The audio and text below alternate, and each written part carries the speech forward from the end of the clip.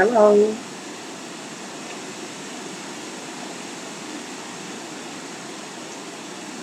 Hello, and welcome to Can Angels Fly. I think that I am live, but I'm not sure that I'm live.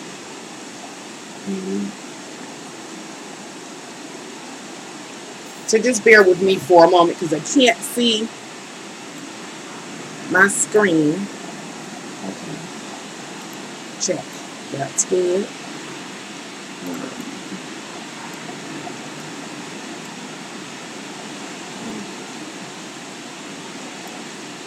Hi. Hi, Cinnamon. How are you today? Can you hear me clearly and see me clearly? I think I got it.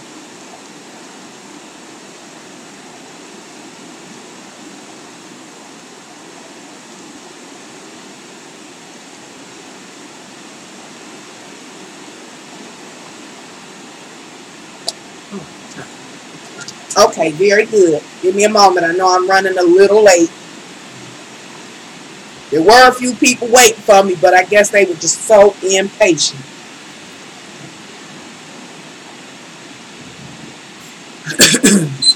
Now, do you know that during the course of this live stream, I won't be reading any cards. I'll be talking about black magic and spells from what I know.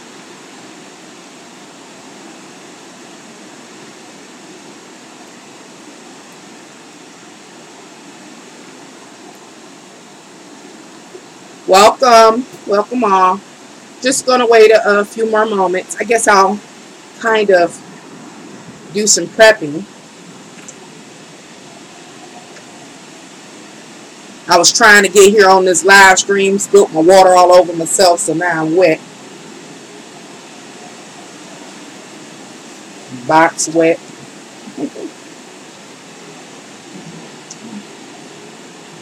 Well, I'm not gonna worry about that.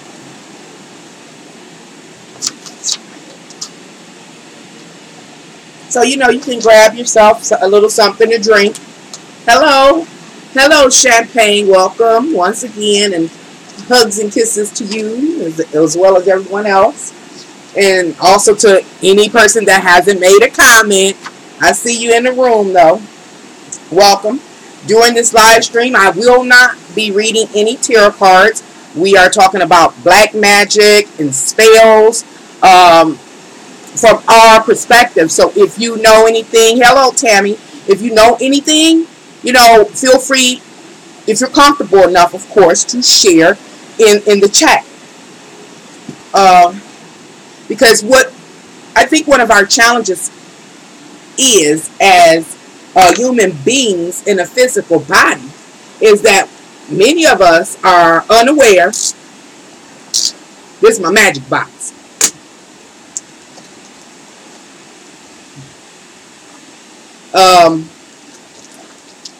That we are spiritual beings as well. And when I'll say questionable things happen, we deny what we have experienced. Oh, thank you. I done had it for a while. I done wet it up today, so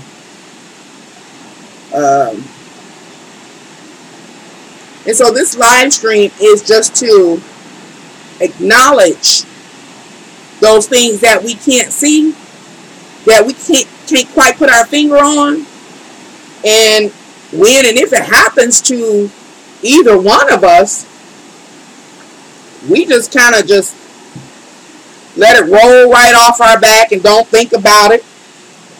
And when life starts to go haywire, we wondering what's to happen, what's been taking place.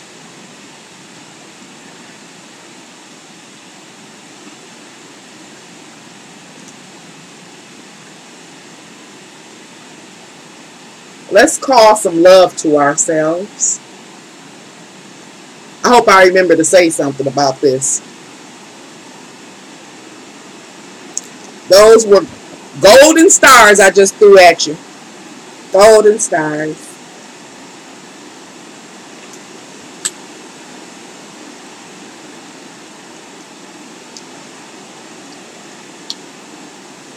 This is what people would call dressing a candle.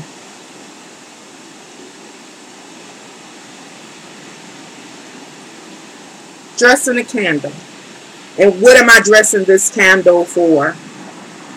Calling love. All types of good, supportive, cheerful love to anybody attending this live stream, me, and those that may come and watch later.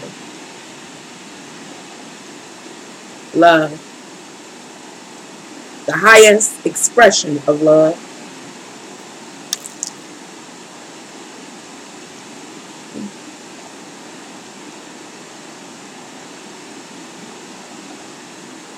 I repeat, during this live stream, I won't be reading any tarot cards.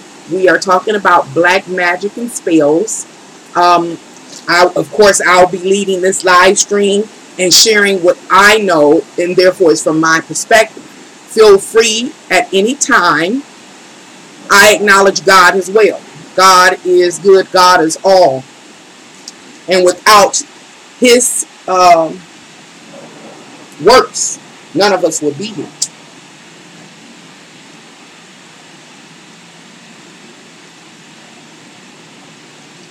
Yeah, let's see, I got so much on the table today.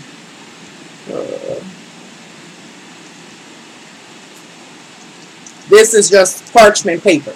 So maybe I can start by talking about this parchment paper. It is not something that I had planned to speak about, but since I got it out of my box, it's just base gold razor I use for any and everything. And it's not much in this box. I'm not a big person for mystery. It's a few oils, some playing cards, the little, what do you call it, confetti. I think I got a Red Dragon's pink blood pen, some markers. I don't know, I better turn this box around, something might pop out at you. But not much of nothing. Oh, some seedlings. I like to keep my seeds.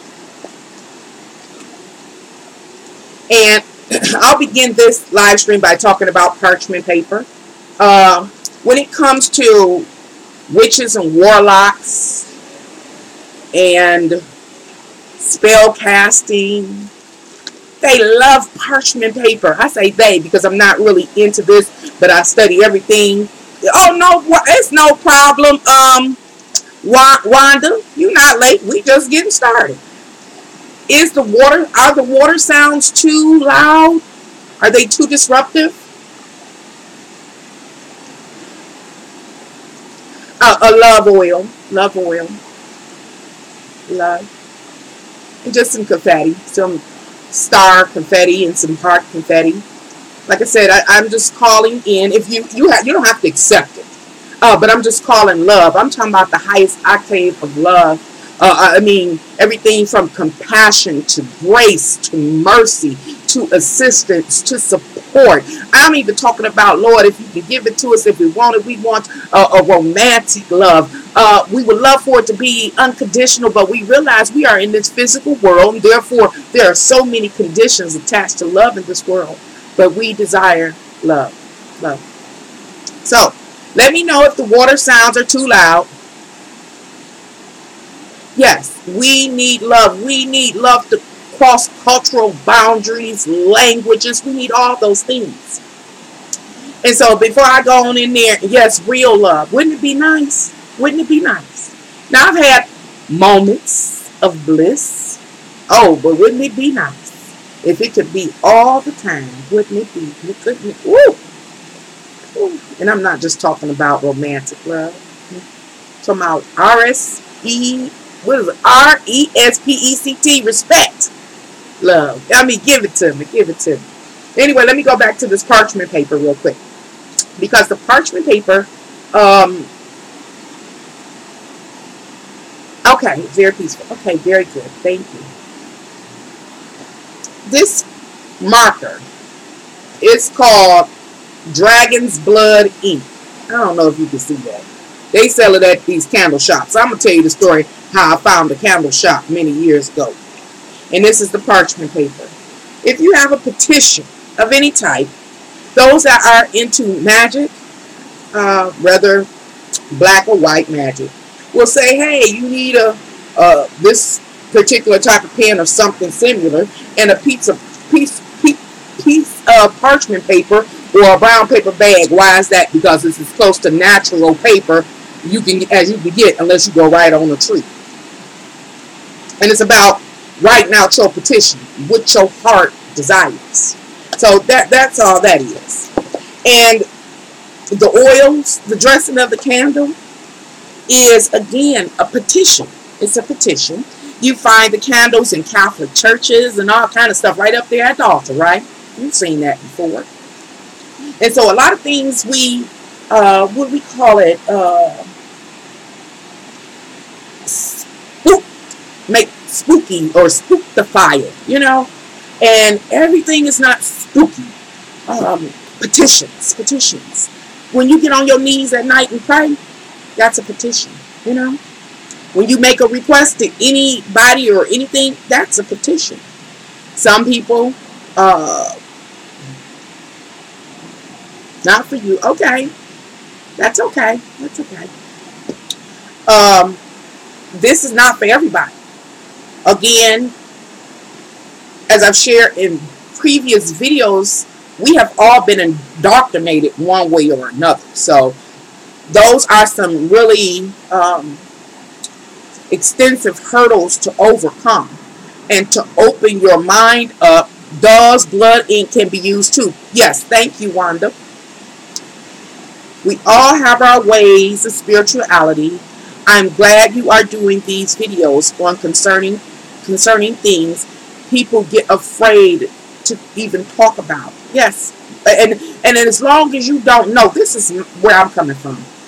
If we allow everything to stay in the dark, we will never know what we are dealing with. So how can we combat it or correct it? You got to be able to first identify what's really taking place. Find love in Christ. Thank you, Melvin. That's very true for those that are on that path. Hey, Lord, it still is what it is if you're into it or not. Very true. Very true. So, what we have here at our live stream are some people that are fully still indoctrinated into Christianity. That's no problem. You have the right to travel the path that you travel, and you travel that path because your life has taken you down that path. I don't argue that. There's nothing wrong with that. Been down that path, and now I'm here. You absolutely welcome, Cinnamon. You find yourself in a darkness. See, this video, the people that are religiously indoctrinated and motivated, all they're going to see is, magic, wizardry, you know, that kind of thing. But it's those that are in the dark. You know, I'm not saying Christianity ain't an answer. I'm not saying it can't help you out. But for some, your faith may grow weak or weary. Why? Because many times in the church, we just don't see no power. So, what I am moving to do is to inspire you. Not inspire you to do magic. As I said, I was going to say something about this camera, or about that parchment paper, or about that ink. Those are tools that we impose our intent upon. These really have no power. What has power is the intent, the energy associated with the intent that one has as they perform magic. I'm not saying magic don't exist. I'm not saying wizardry and sorcery does not exist, and chanting and spell casting don't exist, because I'm going to share some things with you today and how I came to know them. So, I'm going to stop here. Let me read so I can catch up. You say, I love you, Nancy. You got game. I got game. Thank you. Everybody else say I'm just lame. Look, I'm lame. I am Nancy, whether lame or with game. Um, well, I mean, hey, maybe it's a reason. I don't want to try to snatch anyone away from their religious beliefs. That is a part of your soul, and I'm not here to do that. So if you're not comfortable, just feel free to leave. That's all. But if you want to stay, stay. Your Lord has power. And so, it's nothing that I can do. Me again. You know that it used to be a play called "Your Arms Too Short to Box with God." That's me. That's anybody. So don't let this scare you. Is what I'm saying. Your God holds all power. Hello, Andrea. Um, yeah, I hear you. Champagne. Champagne says, "I'm so glad I didn't get falsely into a certain religion. It is helping me so much to learn different ways to help me in my life in this path. Dame is wisdom. I learned a lot from you already." Wow, thank you. I'm truly humbled. I really am. Thank you. All I share here on YouTube is from my life experience. I ain't been out. I mean, doing the things that people may associate with tarot readings or astrology or even magic. Have I tried magic before? I got this box here, yes. And I just thought about it when I went to make this video and dug it out. Because I realized it wasn't about the bells and whistles, the little trinkets. It was about my intent. And magic didn't work well for me because, number one, I guess it may be an insult to some. I got somewhat of a Christianly heart. So I'm not a person that wishes ill intent. I came to understand that God is in control of all things. I've been through that. And if I've been offended in some way, she'll get the vengeance for me. Not for me. It's because of another's actions, cause and effect. So I really ain't had nothing to do with it. Let me see what you're saying. Everything in the darkness is not bad. And that's why I'm trying to shine light on that what's in the darkness, because, again, mostly due to indoctrination, that we have come to really believe that everything in the dark is bad. And we all got a dark side. So, let me go talk about that, A Lord, who asked, so where did you learn Hogwarts? LOL. So I'm going to talk about that. One more comment I'll read. I thought it is said not to judge, so I don't understand why anyone feels the need to say anything to anyone. Right, to each his own. How did I come about this stuff? How did I even learn about a candle shop? My ex, my children's father, who I was with almost 20 years, his grandmother, it wasn't just his grandmother, it was all of us. We were big bingo players. I was a bingo-holic, and then we did the casino. And so one day she says, I need to go to Skippy's candle shop. I skipped the candle shop, and I was always the designated driver. So we go on this adventure to Skippy's candle shop. This had to be in maybe 1992 or something like that. So I was about 22 years old. And we go into this candle shop, and my, at that time, significant other's mom and grandmother at the counter, they buying all this stuff up, and I'm looking over their shoulders, and their focus, well, I wasn't paying attention to what they were actually purchasing. I just they just had all this stuff. So I started walking up and down the aisles, and it started making my previous life make sense. Although I had never been in the candle shop, although I thought magic was the dark stuff, and astrology was the dark stuff, and all that, because I was a Baptist Christian, I call it, so I raised in a traditional black strict family, you know. So I'm walking up and down these aisles, and as I was reading the whatever notes or instructions were attached to any given thing in this huge candle shop, all these people in here too. That's nothing. All these people are in here in this shop at this time. I'm like, well, this makes sense in my life, relative to the life experience I had. And this makes sense, So I go back to the front, and what they were actually buying was stuff to help them with their gambling, to help them win. And they was winners too. So I was like, oh, okay, it didn't work for me.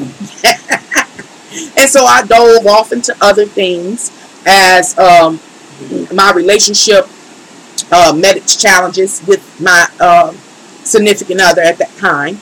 And I was buying love talismans and love candles and love charms. And there was a positive and negative to those things. The positive was that it did allure or angle him back my way. But you know how they say, we got free will. So he didn't want to stay. He would soon go, And so I was like, I don't want nobody messing with my free will. And it wasn't a secret because he knew his mama and his grandmama. And now that they didn't introduce me to that stuff. So I was like, that's how I was introduced to what we refer to as magic, black magic manipulating this world into our favor, manipulating this world to our favor, in our favor, to be into our will.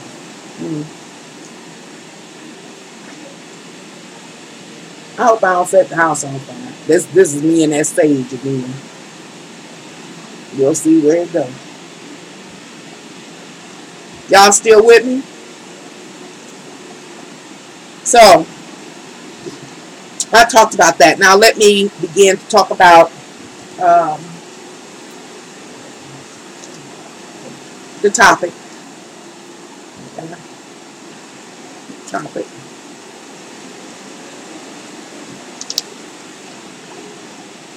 I'll start here. Now, I didn't really write out a script. I just wanted to have a conversation and to share. And so, as mentioned, and as titled, this live stream is called Black Magic and Spells. And we can also have a subcategory of spiritual attacks. Now, I don't know if you've ever been spiritually attacked or not. And what do I mean by spiritual attack? It's when shit starts hitting the fan in your life, in your world, in your body, in your mind, to the people around you, and you don't know where it came from. One day, everything okay. You wake up the next day, and it's all, yeah, you made it here on time. I won't be reading the cards, Alex. Well, welcome. I am talking about this doggone thing. I didn't bring anything to start with. Talking about magic, black magic, and give me a minute. I'm not rushing. I'm just here.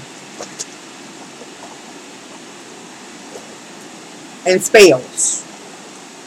And the purpose of this live stream is to make known, to put the spotlight on things that we may have experienced and we doubt, we second guess ourselves, all kind of stuff. And so I just wanted to point some things out.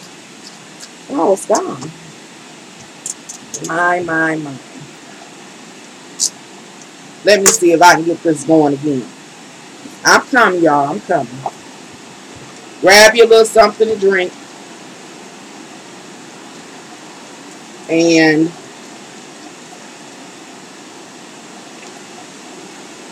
get you some water, some tea. Take this moment to just relax.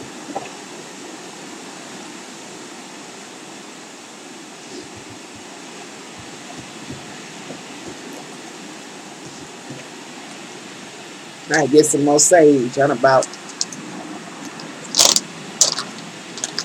used it all up.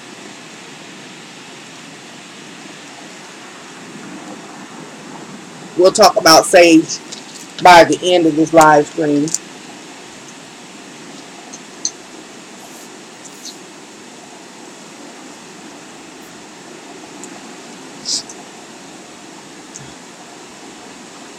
Well, I wanted to.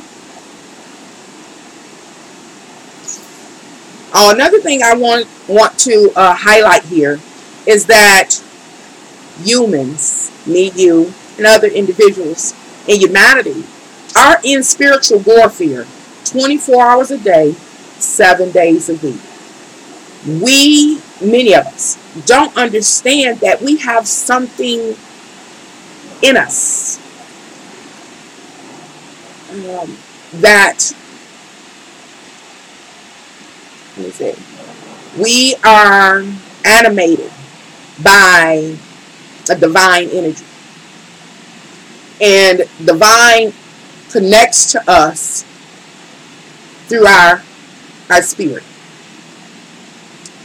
Now, will that suggest that before we took on these physical bodies, that we once were in spiritual form? It also suggests that when a person dies and they leave that body here, vacate that body, that spirit continues to live on. That means life itself is only a small portion in time. What am I saying? That we are primarily spiritual people, spiritual beings. And we have been going through spiritual warfare, I'm sure, for a mighty long time. But at this little point in time that we are here in the physical body, we don't acknowledge the spiritual part. And we're still under attack. As mentioned, I didn't write a layout. I did write a few notes, but no layout. So just write it. Well, I'm happy to get your charger and charge your phone up. So, what do I need to point out first? Is that there are witches and warlocks. We're all witches and warlocks to some extent. But what am I saying is that a person's ability, awareness, skill, and know-how vary. We have those that only have maybe a grain of potential or ability. They're not even aware of it, you know. And I just sum that up as intent. But then there are those that know their power. They know the power of will. They know the power of intent. They know the power of influence. Then, talking about the same thing, because we're talking about magic here and spell casting. There are two sides, I'll say at least, that I can identify. And that I can identify that we as individuals may be dealing with. And those enemies or opponents can be seen, seen. It can be your boss, your co-worker, somebody in your family, your neighbor, that kind of thing. They seen somebody you pass in a day, or it can be unseen. People or entities that don't even have a physical body influencing and impacting your life. Those that are seen and those that are unseen.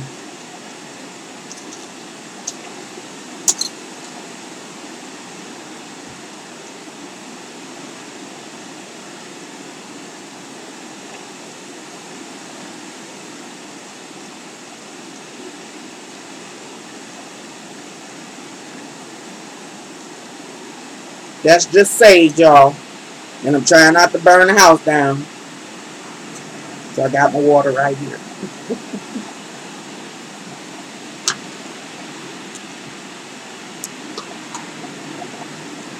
So, the first story I like to share, because this is primarily me sharing. Alex says there's good and evil in everything. It all depends on intent. Yes, that person has. So true. So true.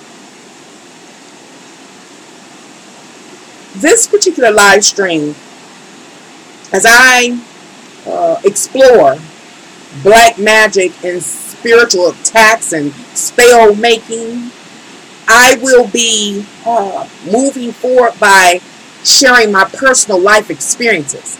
The only way I can truly share and know I know what I'm talking about, and I know that I'm not misleading, is to share from what I have personally experienced in the course of my life. So that means that during this live stream, I'll be sharing some experiences that I've had.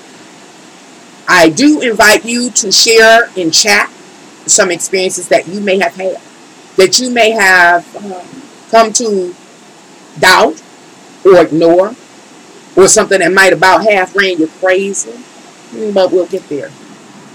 So, why did I feel like it was important to make this video?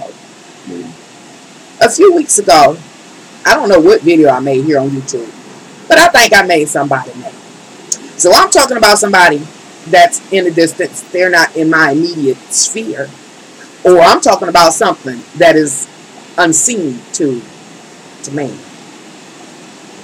In my dream state, y'all riding with me? In my dream state, I began to dream. I'm standing at a gate. It's like, imagine like, what do you call them? Monks. They have a gated in community. And it's made of, the buildings and the gates primarily are made of clay or concrete. It's very simple life. The gate I'm standing at is that wrought iron gate. And I am keeping watch. And in my dream, I just appeared there. So I'm at this gate like, wow, what am I doing here? So I'm just standing there because I realize, my function is to watch, to guard. So that's what I do. All of a sudden, I don't have anything green around. These green, and I'm talking about witchingly, somewhat neonish, pukey like green beings emerge. The first one that comes to the gate is this huge head of a man. And I think I recognize the man in real life, but I'm not quite sure because this dream was startling. And so this huge head, like the Wizard of Oz green, that witch there, that evil witch there, that color green. His face comes to the gate, and it's attempting to come through the gate. And so it's a bell. I reach up and ring the bell. Like I said, I'm like in a monastery is what I'm trying to say. And so I'm like ringing this bell of alert that we are under attack. We are under attack. And so this gate was built to hold out this demonic energy. Now, that head was that of a master wizard, master warlock. And in my dream, I'm aware of it. Now, my mind is, in my real-time life, ain't nowhere near that. This dream is what brought me to make this video. Why? Because we are under attack. So in the dream, I'm ringing the bell, and then all of a sudden, behind this warlock are all these sub or minor witches. They're all green, and they all have on black and black hats, but they that same green as the witch, the evil witch, the wicked witch, and the Wizard of Oz that neonish kind of pasty green. And so I'm like, wow, is this gate going hold? Is this black wrought iron gate going hold? Because it's shaking and it's trembling. So I'm ringing the bell, and I'm like, where are the rest of the, monks or whoever were in this gated community with me? Where are they? So after I rang the bell and nobody's responding, the gate is trembling so fiercely that I can tell it's not going to hold. I turn and I begin to run through the gated community, hollering, we're being infiltrated. We are being infiltrated. And no one comes. And when I turn around, because I can hear the gate then just fell and hit the ground. So this warlock, this master warlock, has entered the gated community. No one that resides there has come out. And all of these witches, it wasn't just the witches at the front gate, it had to be a back gate, because all of these witches started coming, and they all were green. And they was coming directly toward me. I'm the only one there to defend the campus. So, as they come, now the wizard is how you see the big tough nemesis, he don't come fight first. He sent all his little minions first. So all the little minion witches is they coming at me. And I'm just eating them. Oh, I'm just picking them up, eating them. So I don't see the wizard at this time. And I get so full.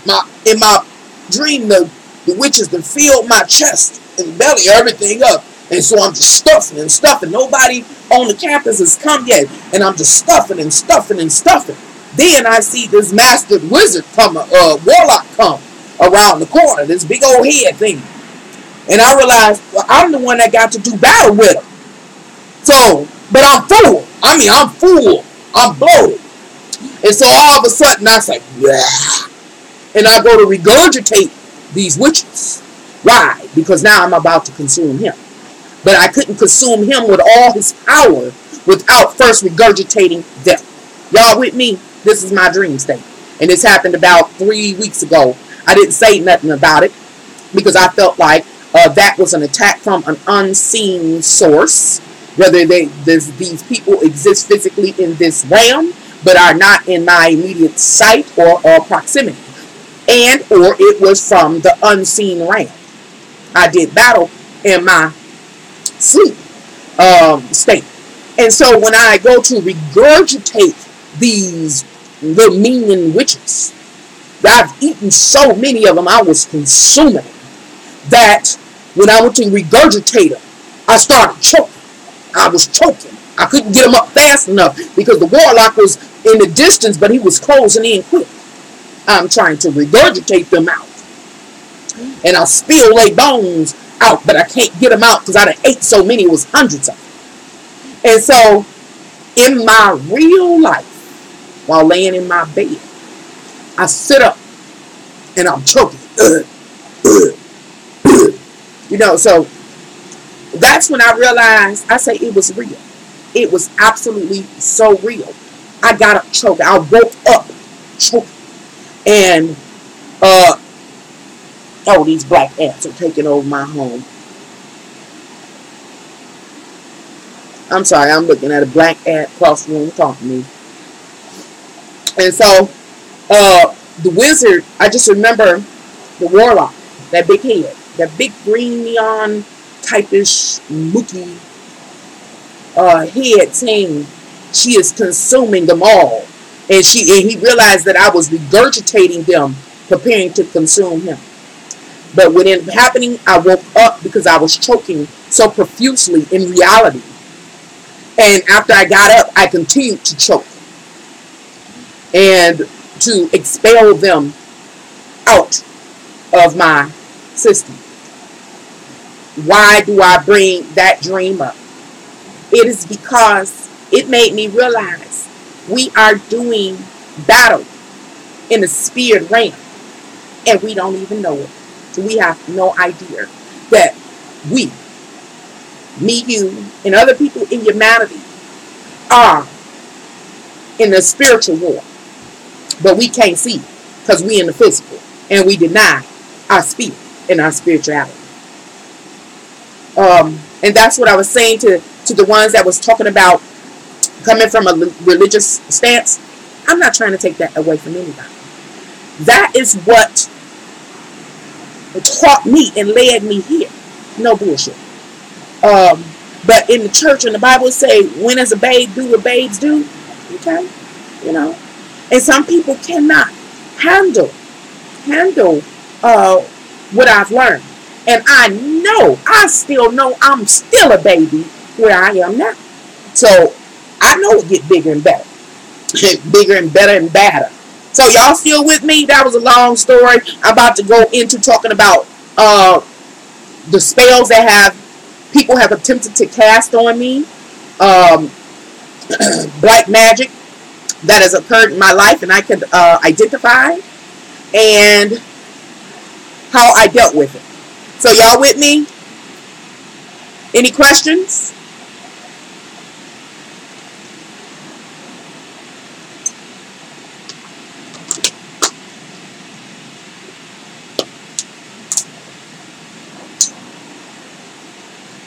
There are levels to this. There are levels to this. That's 100% true. You are familiar with your ancestors? Some. I am. Some. I've had dreams where I have been visited or, what do you call it, counseled by them. I don't ask for them to come. They just come. And as far as I'm concerned, they don't come enough because I need some help. I need help. And in so many different arenas, I am human. I just share here on YouTube what I've experienced and how I've overcome. See, what I do is a physical manifestation of that energy of Sharon, the wounded healer. I've been in battle. I've been wounded. And in some instances, I've healed. Others, I'm still challenged. You know, I'm human. So, let's see what else I can go into now. So, the first, I guess the first thing I need to talk about, so my list is going to be out of order, is the evil eye. Have you ever heard of the evil eye? When I was coming up, I heard of the evil eye. I ain't know what no evil eye was. Many of us have heard of the evil eye, but we don't take it seriously. Not at all. But what is the evil eye? From what I've experienced, I'm only going to come from what I've experienced in this live stream. It has nothing to do with me going to Wikipedia. You know, I like Wikipedia. I like looking up definitions. I'm coming purely from my experiences. The evil eye. The evil eye carries a whole lot of power. So how can I explain the evil eye? Share with each other, please. If there is someone in your surroundings that is perceiving you as a threat or as more popular, more powerful, more sophisticated, more educated, more advanced in some way, the evil eye, jealousy, and envy sets in. That jealousy and envy that sets into that individual sets in because they are perceiving you or me or another in a certain manner. And began to feel some type of way about that other person that they're envying, that they're jealous of. And now they have that evil eye, that green eye for a person. And how they feel. See, we talking about magic in this physical realm. You're an Aquarius also, Cinnamon? Yes. Okay. We're talking about magic in this realm as because this is my perception here,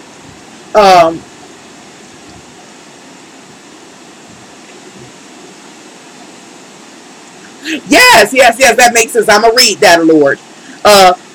See, Aquarius would be interested in this since we are in the age of Aquarius anyway. Exactly. We're here to wake people up. So, um, the evil eye. A person that possesses the evil eye, jealousy, envy toward another, about another, even though they may not even know the truth about you or your life or your experiences or what you got or how hard you work. I mean, all that you've been through, they don't have no idea. They just have perceived you in a particular way and processed what they have seen in order to formulate a thought about you. A thought that created the monsters of jealousy and envy. And now they feel some type of way on the inside. That's why they talk about the green eye monster. Now they feel some type of way. We talking about emotions in motion. Intention. Intention. And every time they inhale and exhale, every time they think about you, they hate you. They envy you. They loathe you. And everything they do, everything they say, every time they look at you, every time they walk past your house. Where is the power of the magic of the evil eye coming from? Are you riding with me? It is from their emotions and their intent, their ill will on another's life. All brought on by what their perception is. I did a video a long time ago, and it was called The Devil's Playground. And I went over some of the things that resided within the devil's playground. And perception was one of those things. Just noting that. Now, I talked about the dream attack.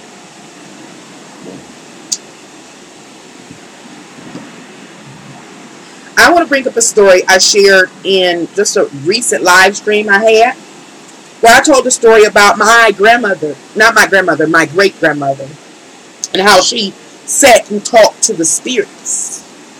Spirits of who? All those that was dead. And how my mom possessed the same gift, but she was afraid of it. And so she prayed in the course of her life for it to leave her. And God said, this is not for you to be afraid of, so therefore I will remove it from you.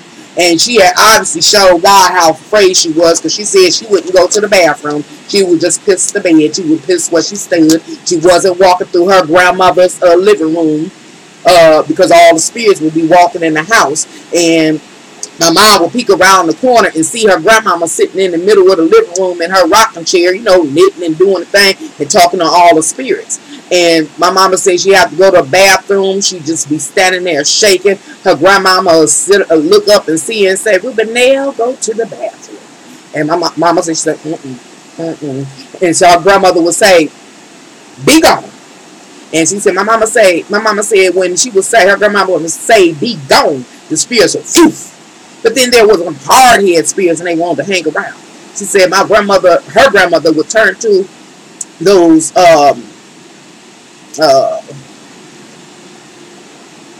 hard-headed spirits and turn to them each and say, didn't I say, be gone? And they would vanish. And my grandmama say, Rubenell, not go to the bathroom. My mom said, She said, I would pee where I was standing. It didn't matter. And she said, not till she couldn't see them anymore.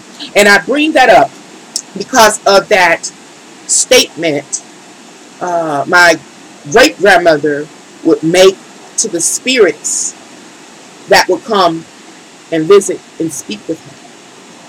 When she was tired of them, because my mom described there would be so many in the house, that her grandmother would say, be gone. Be gone.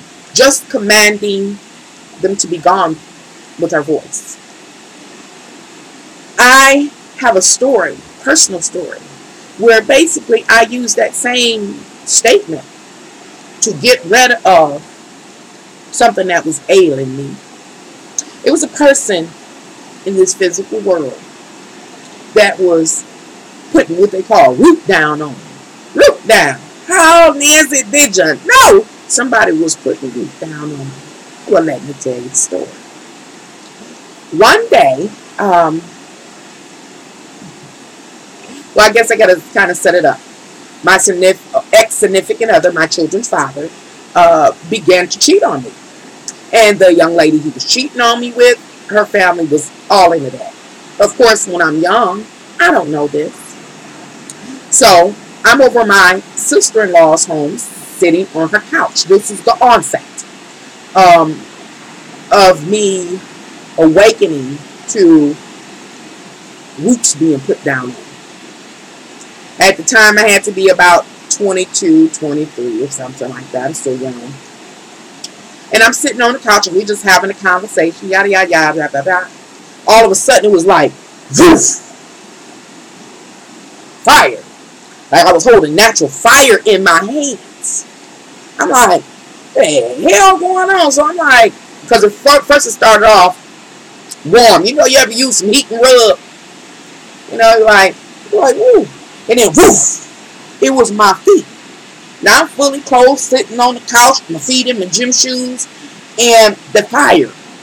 And the fire began to grow from a mild warmth to a raging fire. As if I was holding furnaces. Like I was holding furnaces in my hands and they were under my feet. And I was trying to see. I done healed up. I guess I share here on YouTube. I'm 48 years old now. This happened, I want to say, when I was about 22 or so, 23. And so I'm talking, and all of a sudden it got so hot, it kept saying, oh, woof. I could hear it in the spirit. It was like, woof. The fire would pick up. I mean, it was raging on my hands and feet. And I just jumped up and I'm hollering. And so my sister-in-law like, what the hell wrong with you? And I said, I'm on fire. I am on fire. And so I run. I jump in her shower. I take my shoes off. I jump in her shower, turned it on, the shower on. Somebody took the shower and left the shower on. So I'm trying to turn it off. I get the water to running out before I got my hands and feet in it. And I don't know what ended up happening. I go down, and I'm not paying attention that her soap dish was made of porcelain, and it had been broken, some other time. And so when I went down to do something, I probably had my hands in the water, so I went to come up, and it cut my arm. And is this arm, maybe it's gone. It's been a long time. That was always my reminder of the truth. I know it was this arm. Oh no, it was this one. I must have been reaching over. You could barely see it now. It's right here. It slit my arm. That porcelain slit my arm and blood was everywhere. And I'm in the shower, in the tub on fire. I'm crying. And she cracking up laughing. And I'm like, bitch, this ain't funny. But I'm not saying it because the fire is so hot now that I'm literally in pain. I'm literally in pain. And so when she saw it wasn't no joke, I'm standing there bleeding. Because she's like, fool, get out the tub, your arm bleeding. Da, da, da. I'm like, I can't, I'm on fire. I'm in tears. I'm crying, I'm in pain. And she saw it was serious. So she go get ice and everything. As quickly as it started was as quickly as it ended. At that time, did I know what was taking place? No, not really. All I knew is that I was on fire. I was on fire. But at that time, I'm about to stop, read the chat. Yes, me too. Been gone. It's very serious, especially when you mean it with your heart. And did you know that first 48 year means you were in Jupiter now? Yes, I do. I'm aware. Let me see what's going on here. And it requires you to step up. Also, 48 is 12 or 3 magic. Ooh, Wanda. Sorry, Nancy, I missed the bit. I was chasing my daughters. Well, they come first. You got to chase them first. So let me wrap my little head back up. And we're going to talk about this head, too. Because this is a mess. I'm going to tell y'all this. I can use some support. I always use some support. So I'm just going to announce now that the super chat is open. And feel free to contribute. Again, I can use your support. You also know that You can contact me for your own personal tarot readings. I do plan to raise the prices. They're currently $50 a piece. I plan to go up to $75 soon. So,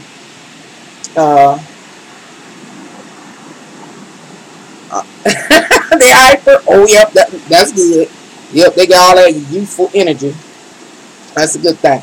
That's a good thing. So, where am I?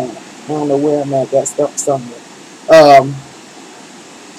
So at that time, I didn't know what was going on, and it kept happening. And I found myself at that time. I was in the church, early stages of going to church as an adult on my own, not being made to go by grandma or mom. So I'm pursuing my religious life on my own, and I was learning. I was a babe. I did what babes do, and I was learning.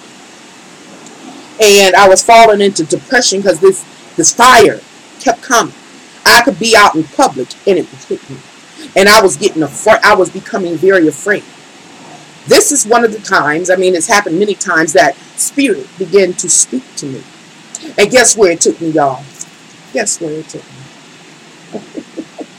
Back to that candle shop. Back to that candle shop called Skippy's.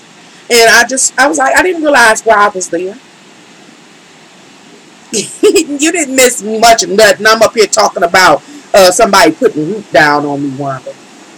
So, I didn't know why I was there.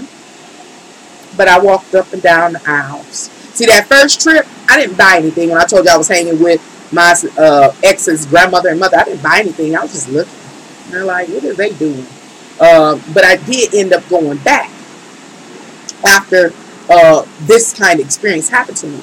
And so I'm constantly catching on fire. It went on and on. I'm talking about, shoot, it went on for months into at least a year, maybe more. And so I'm getting depressed. I could be anywhere. It was happening at any time. Could you imagine just suddenly combusting out in public, hands and feet, to the point you are so you're burning without a physical manifestation in front of you to make it make sense. So I go down, led spirits talking to me. I go to this candle shop. I'm just walking up and down the aisles. I done fell into depression. And that trip, I had never seen it before. It said the hot foot. It was a soap or something. It said hot foot. Hot foot. I was like, God dang. So I read the little package, and it's like, ding. See, this is the God I know. This is the Holy Spirit I know. This is what has helped me build in spirituality. Why did I go back to that candle shop? Because Spirit was talking to me. And so I went. Was I going to purchase anything at the time? No. Had I purchased anything at that time? No. I had only been there once. But Spirit told me to go there to find the answer to what was ailing me. Now, was that particular bar of soap that I picked up what was being used against me? Hot foot powder. Or something. It was powder, but it was a soap or something. The whole point is this person couldn't get near me to put this down on me, but I understood. So, after Spirit exposed that individual and what they were doing, I'm still going through these episodes. Never knew when they would come. One day, I was at home. It was just me and my 2 children at the time. It's an OL2, honey. And I'm laying, I had a water bed. And so I'm laying in the water bed. I think I had a meditation room. One room was a meditation room. So I was always like into this stuff without being into this stuff or knowing this stuff. I was just guided. I was walked. So I'm laying in my water bed on my back, and just it hit me. Boof. Boof. And it got to the point where it didn't start at that little fire, that little simmer, and build up to a furnace. By then, a year or so in, this motherfucker, excuse my language, will come on full furnace. Boof. Both hands, both feet. It was so by that time, my hands were blistering and turning, and they would be bright blood red. These are my personal experiences I speak of. So see, can't nobody tell me. That's where my arrogance comes from, because can't nobody tell me about what I done experienced. So I share. And at the time, I'm looking at my hands blistering. I'm looking at them red, coming from like this state. You know, after what happened, it would, some of the blisters might be there, but it was nothing like when the experiences actually happened. It was like, it would still be red, like an irritation. But it was nothing, you know, who would believe this? So this particular time, I'm laying in my water bed, and I'm just laying there minding my business, relaxing. I want to say, I don't remember the kids. They was quiet doing something, because I don't remember. But where you get that little emoji from? So I'm laying in the bed, and it hit me, and now I'm crying, because remember, it's no build up. It just goes straight to furnace of hell in my palm of my hands and the bottom of my feet. And so I went to jump up. I'm crying. Now I'm so afraid. Yes, it's been revealed to me through spirit walking me or taking me back to that candle shop to see that hot foot stuff. So, but yeah, but where's it coming from? Remember, I was telling you a story about my great grandmother, how she say, "Be gone, be gone." This is what I heard spirit say to me. It said, "Lay down now." It said, "If you run, you will be running forever." That's not the first time I heard it. You will be running forever. Lay down and pray to me. I was like, okay. But you gotta remember, I'm in so much pain, and I'm crying, and I'm shaking on the inside. Emoji keyboard. See, that's what the youth are about. They keep you here. And so I lay down. I'm crying. All I heard spirit say, "If you jump up now, you'll be." It was like, if you jump up now, you'll be dealing with this for the rest of your life. It said, "Lay down and pray to me." That's what I heard. And so I'm crying. I'm to the point of, because remember, I got hell and fire in my hands and on my feet, and they blistering up and red as hell. And so I cry. I'm like, okay. So I lay back in the bed, and I just start praying. It was like this form when people talk about meditation. I'm going to point out this. Sometimes you hear people talk about meditation, and we're talking about advanced monks, and they are capable of withstanding extreme cold, extreme heat, those that walk on coals. It was that experience. I've been indoctrinated slowly. I can't say I can do it now, because I ain't being walked, but as long as I'm walked, I have done these things. I am an example of Sharon, the wounded healer. I have been healed. Wounded and healed. Gone through the process of healing. And so I'm laying there in this water bed on fire. And I'm praying. And as I prayed, I don't know, I prayed like just basically, "God, help me. Please help me. Make it stop." I said, but it was what Spirit ended up having me say. It would say, from which you came, from where you come, from which you came. How did it say? Return back from which you came. When people put negative stuff out on people, and there is no just cause, that's not a good thing. But this person was laying root down on me without just cause. I end up finding out later that it was the young woman he was messing with. But so it was amazing how, what I'm trying to say, it was amazing how divine just told me to lay there and pray. It's like he just wanted to see me be obedient. Walk through the fire. And when I did that, he gave to me the words to say. And they were similar to that of which my my mom's grandmother would say to those spirits, "Be gone." Mine was like, "Return back from which you come, from which it comes." Oh, return back to from which it comes is what he had me say. Divine, she, he, however you like to address it, had me say. And in that second, remember I told you when it first started, it started abruptly, boof. It went through the whole process, and then boof, it ended. It didn't end because I was in water. It didn't end because I was holding ice. somebody else was controlling my experience. In that bed, the same thing existed, except it came on abruptly, boom, and it was full hell furnace in my hands and feet.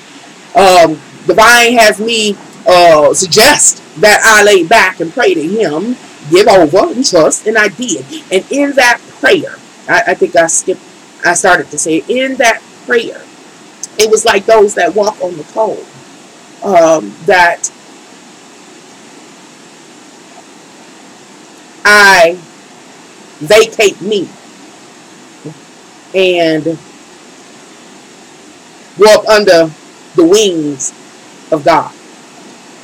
So the pain, although there, it took the sting. You know how you say take the sting out of death? Like that. And I'm not trying, you hear me say, I'm not trying to convert anybody, but these are my experiences, and I can only explain them through the filters that I have been indoctrinated into. Trying to release them. I'm not even trying to release them because they work. They work. And I'm not saying Christianity is the only thing. That's been my background. There are too many people in this world. I think 7 billion people in this world. And there are, I forgot what it was, 3,400 different religions. So it'll work. But you got to understand, again, this is about exposing, putting a spotlight on and exposing what is has been being taught to us so that we understand. You know, so that we understand that black magic and spells and laying roots are real. They can be a person come and contaminate your space. When you talk about the hot foot powder, that's somebody contaminating space, pouring something in your shoe or whatever the case is. But it's also that hot powder that can be sent upon another or cast upon another from a distance. And that's what I was experiencing. Anyway, I just go on and on and on. I'm going to close that story down. So I prayed. I went to, I guess you could call it like this, monk's meditation. And the pain was there, but it no longer affected me.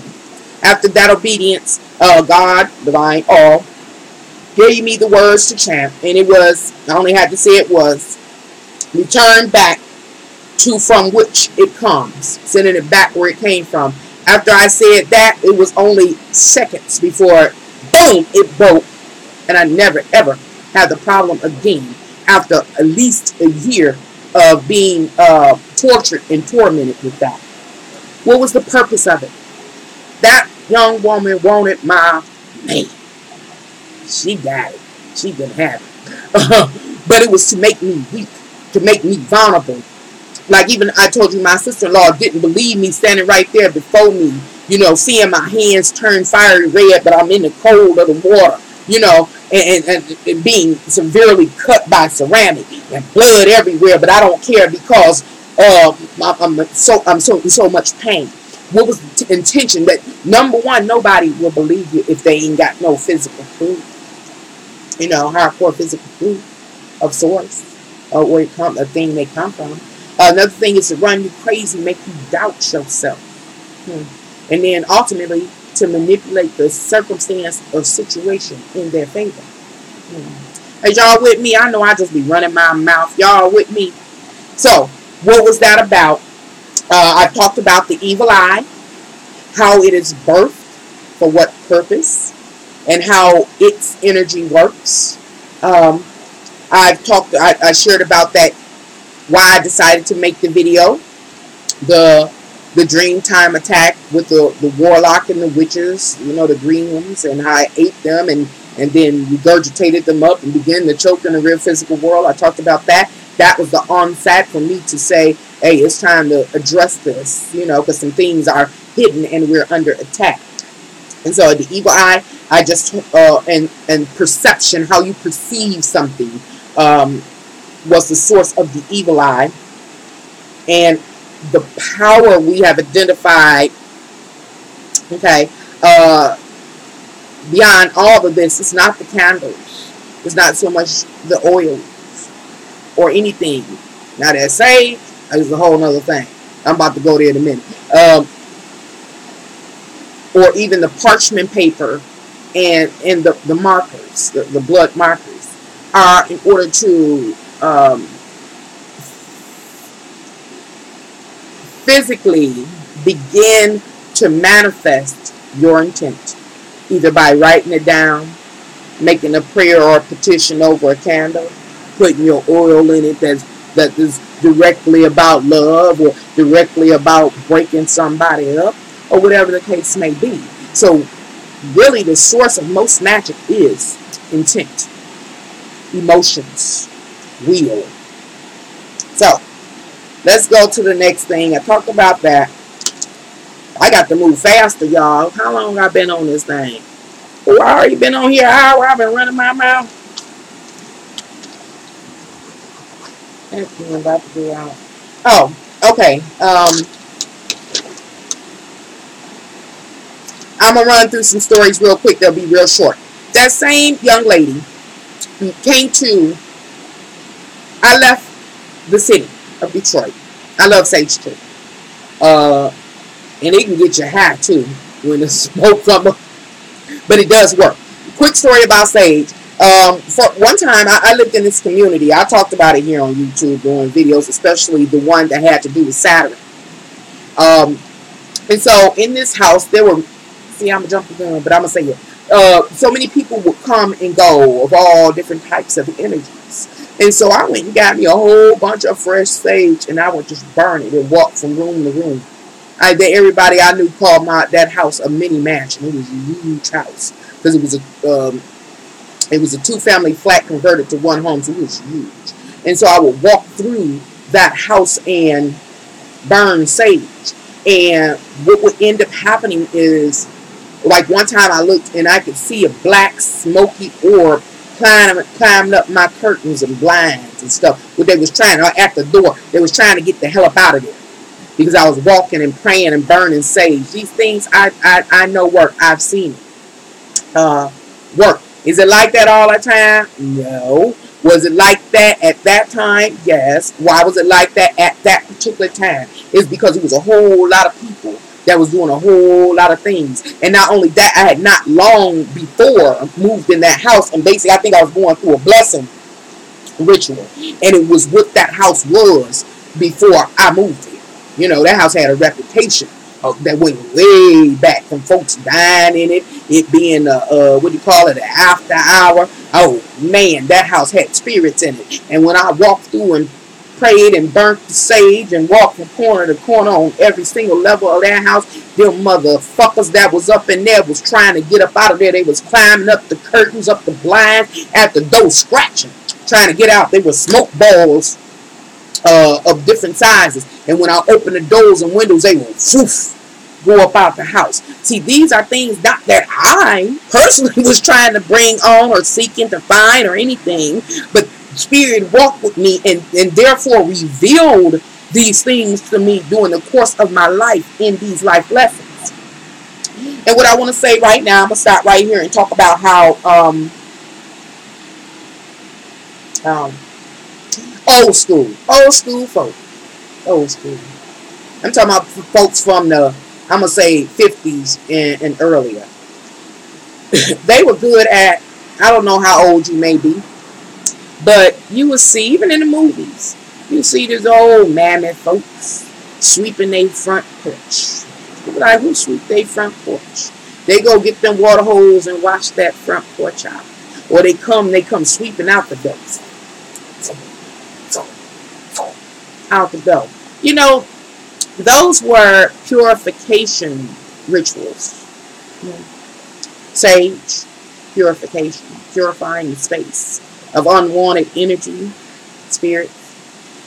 The sweeping was the same thing. Sweep, especially if the old timer had a visitor come over, player-hating girlfriend, and you know, them unexpected guests bringing drama, doing emotional drive-by at your crib.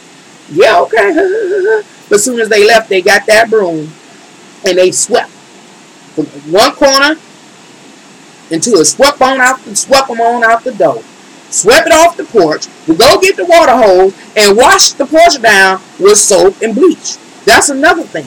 Washing the floors and mopping. The old school would mop the floor, and they would either flush that, you know, the water river is supposed to run it away. Flush that crap down the toilet and go pour it out in the back of the alley. it wasn't just about cleanliness is next to godliness. They was getting rid of unwanted energy and spirits.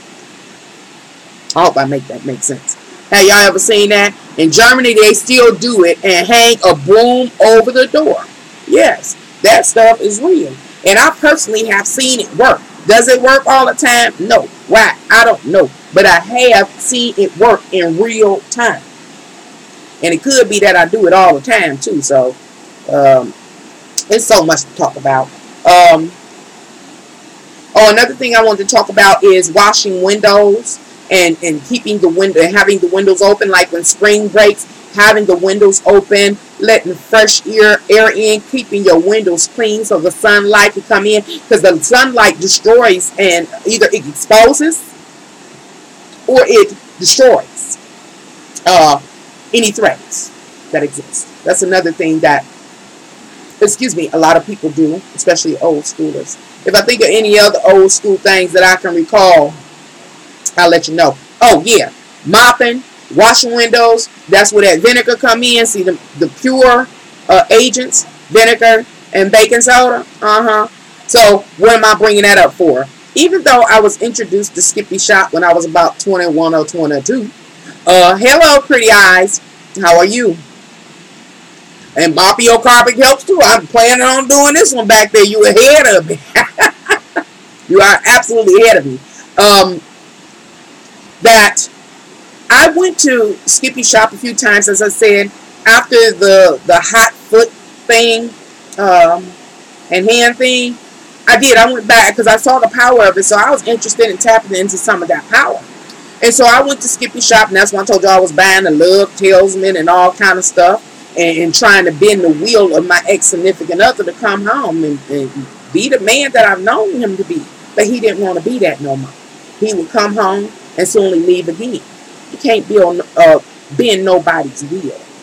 Let them do what they gonna do. Let them move and make the decisions that they're going to make. Karma exists. Karma exists. And so it will do. What does it say? God will handle it. Now, I talked about the old school.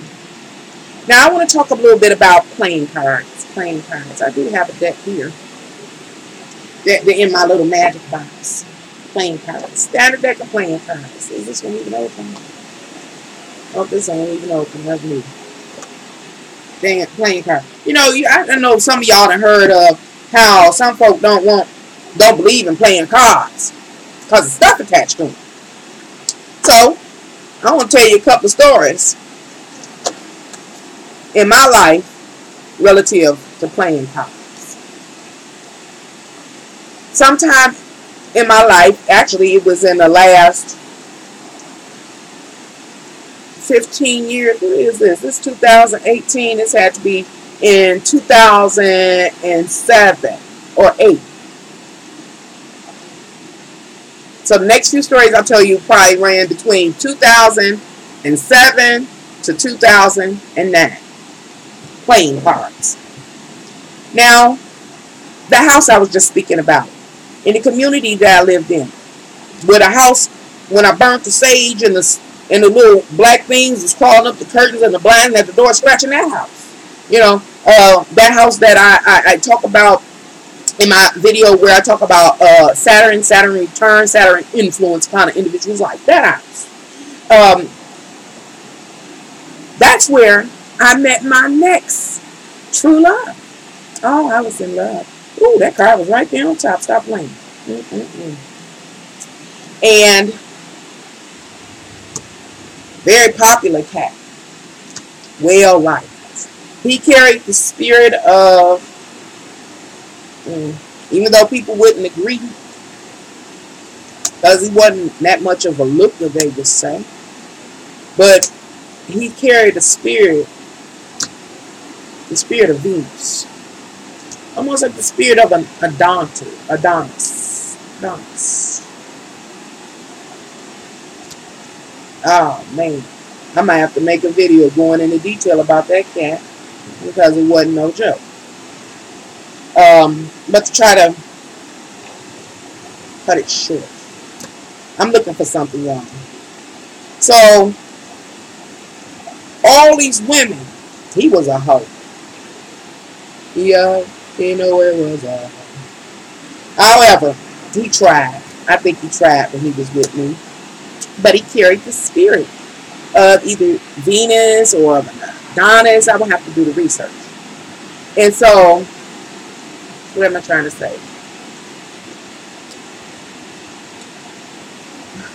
How can I say this? Um, he had, of course, his weaknesses as a man, and as they do. Um, but it was this energy and spirit he carries. Um, Again, it's like the spirit of Venus. It's all beautiful. It is of love. It is of pleasure. It is of joy. It's of satisfaction. It is of fulfillment. It is of all the delectables. That was his energy and his spirit. And it was probably backed by that demon Raoul. Excessiveness. Sensuality. That was him. Yes, the universe. An ammonia. I started to say that pretty eyes. I'm sorry, I'm going back, y'all. You know, somebody might come visit this live stream, but I looked over here in ammonia. Hold on, I gotta go back over here. I'm referring back to what we were just talking about before I move on with this new story. Wanda says, yes, they line the windows with salt and wash with vinegar. Salt, natural salt, vinegar, baking soda. Pretty Eye says ammonia too. Yes, ammonia is extremely powerful. Please be careful with ammonia. Read the instructions. Don't mix it with no bleach. And don't leave it sitting too long. And don't put it with no comedy either. I had to strip the lining off of everything before. And Cinnamon says, yes, the universe too. Okay. So, this cat I'm talking about that I got into a serious relationship with. I'm head over heels in love. I think he's in love with me. It's wonderful. So many stories connected with that dude and that experience. True love, I thought. It was. But it was an experience. It was just an experience. So, it was because he had the spirit of indulgence. I'll say spirit of indulgence. That animals,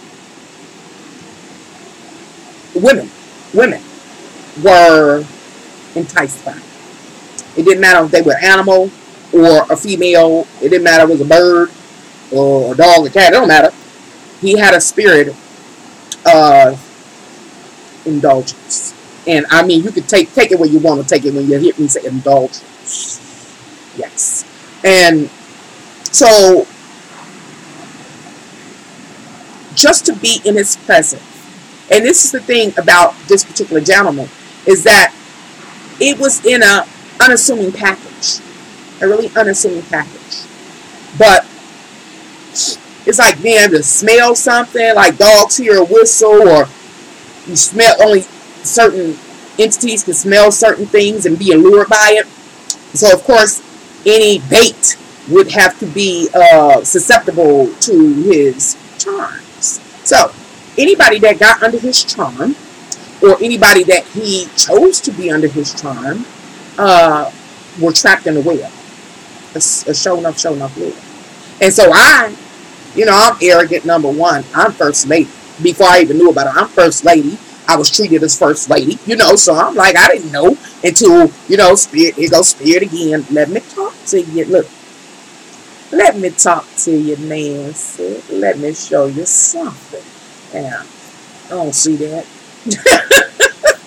So, it begins to unravel.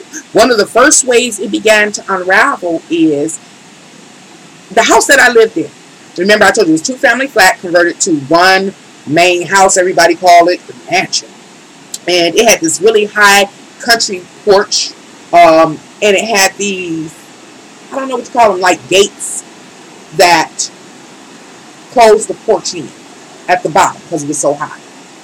Like the little cross-section fencing or wooden fence. So one day I'm sitting on the porch and I can see, like, sitting on the porch in the summer, I can see down in there Oh, how they get all that trash under there?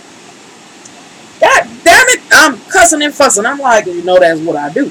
So I'm like, I'm going under there. I'm gonna go get this stuff. I get my, you know, my wake and stuff. How this stuff get under there? You know, because the little planks tight and stuff. So I couldn't understand it.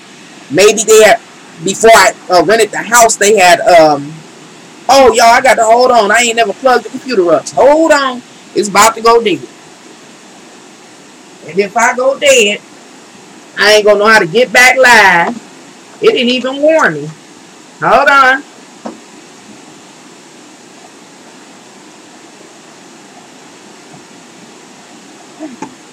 I think it did it.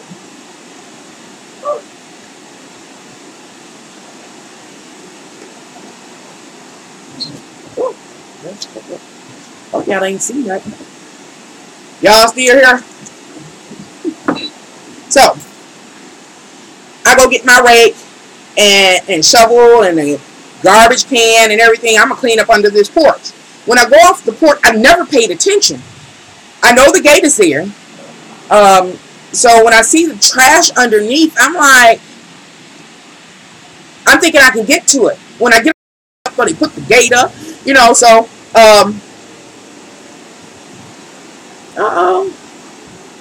listen, okay, I said that y'all disconnected. Are y'all back? Let me wait a minute, because I don't know what just happened.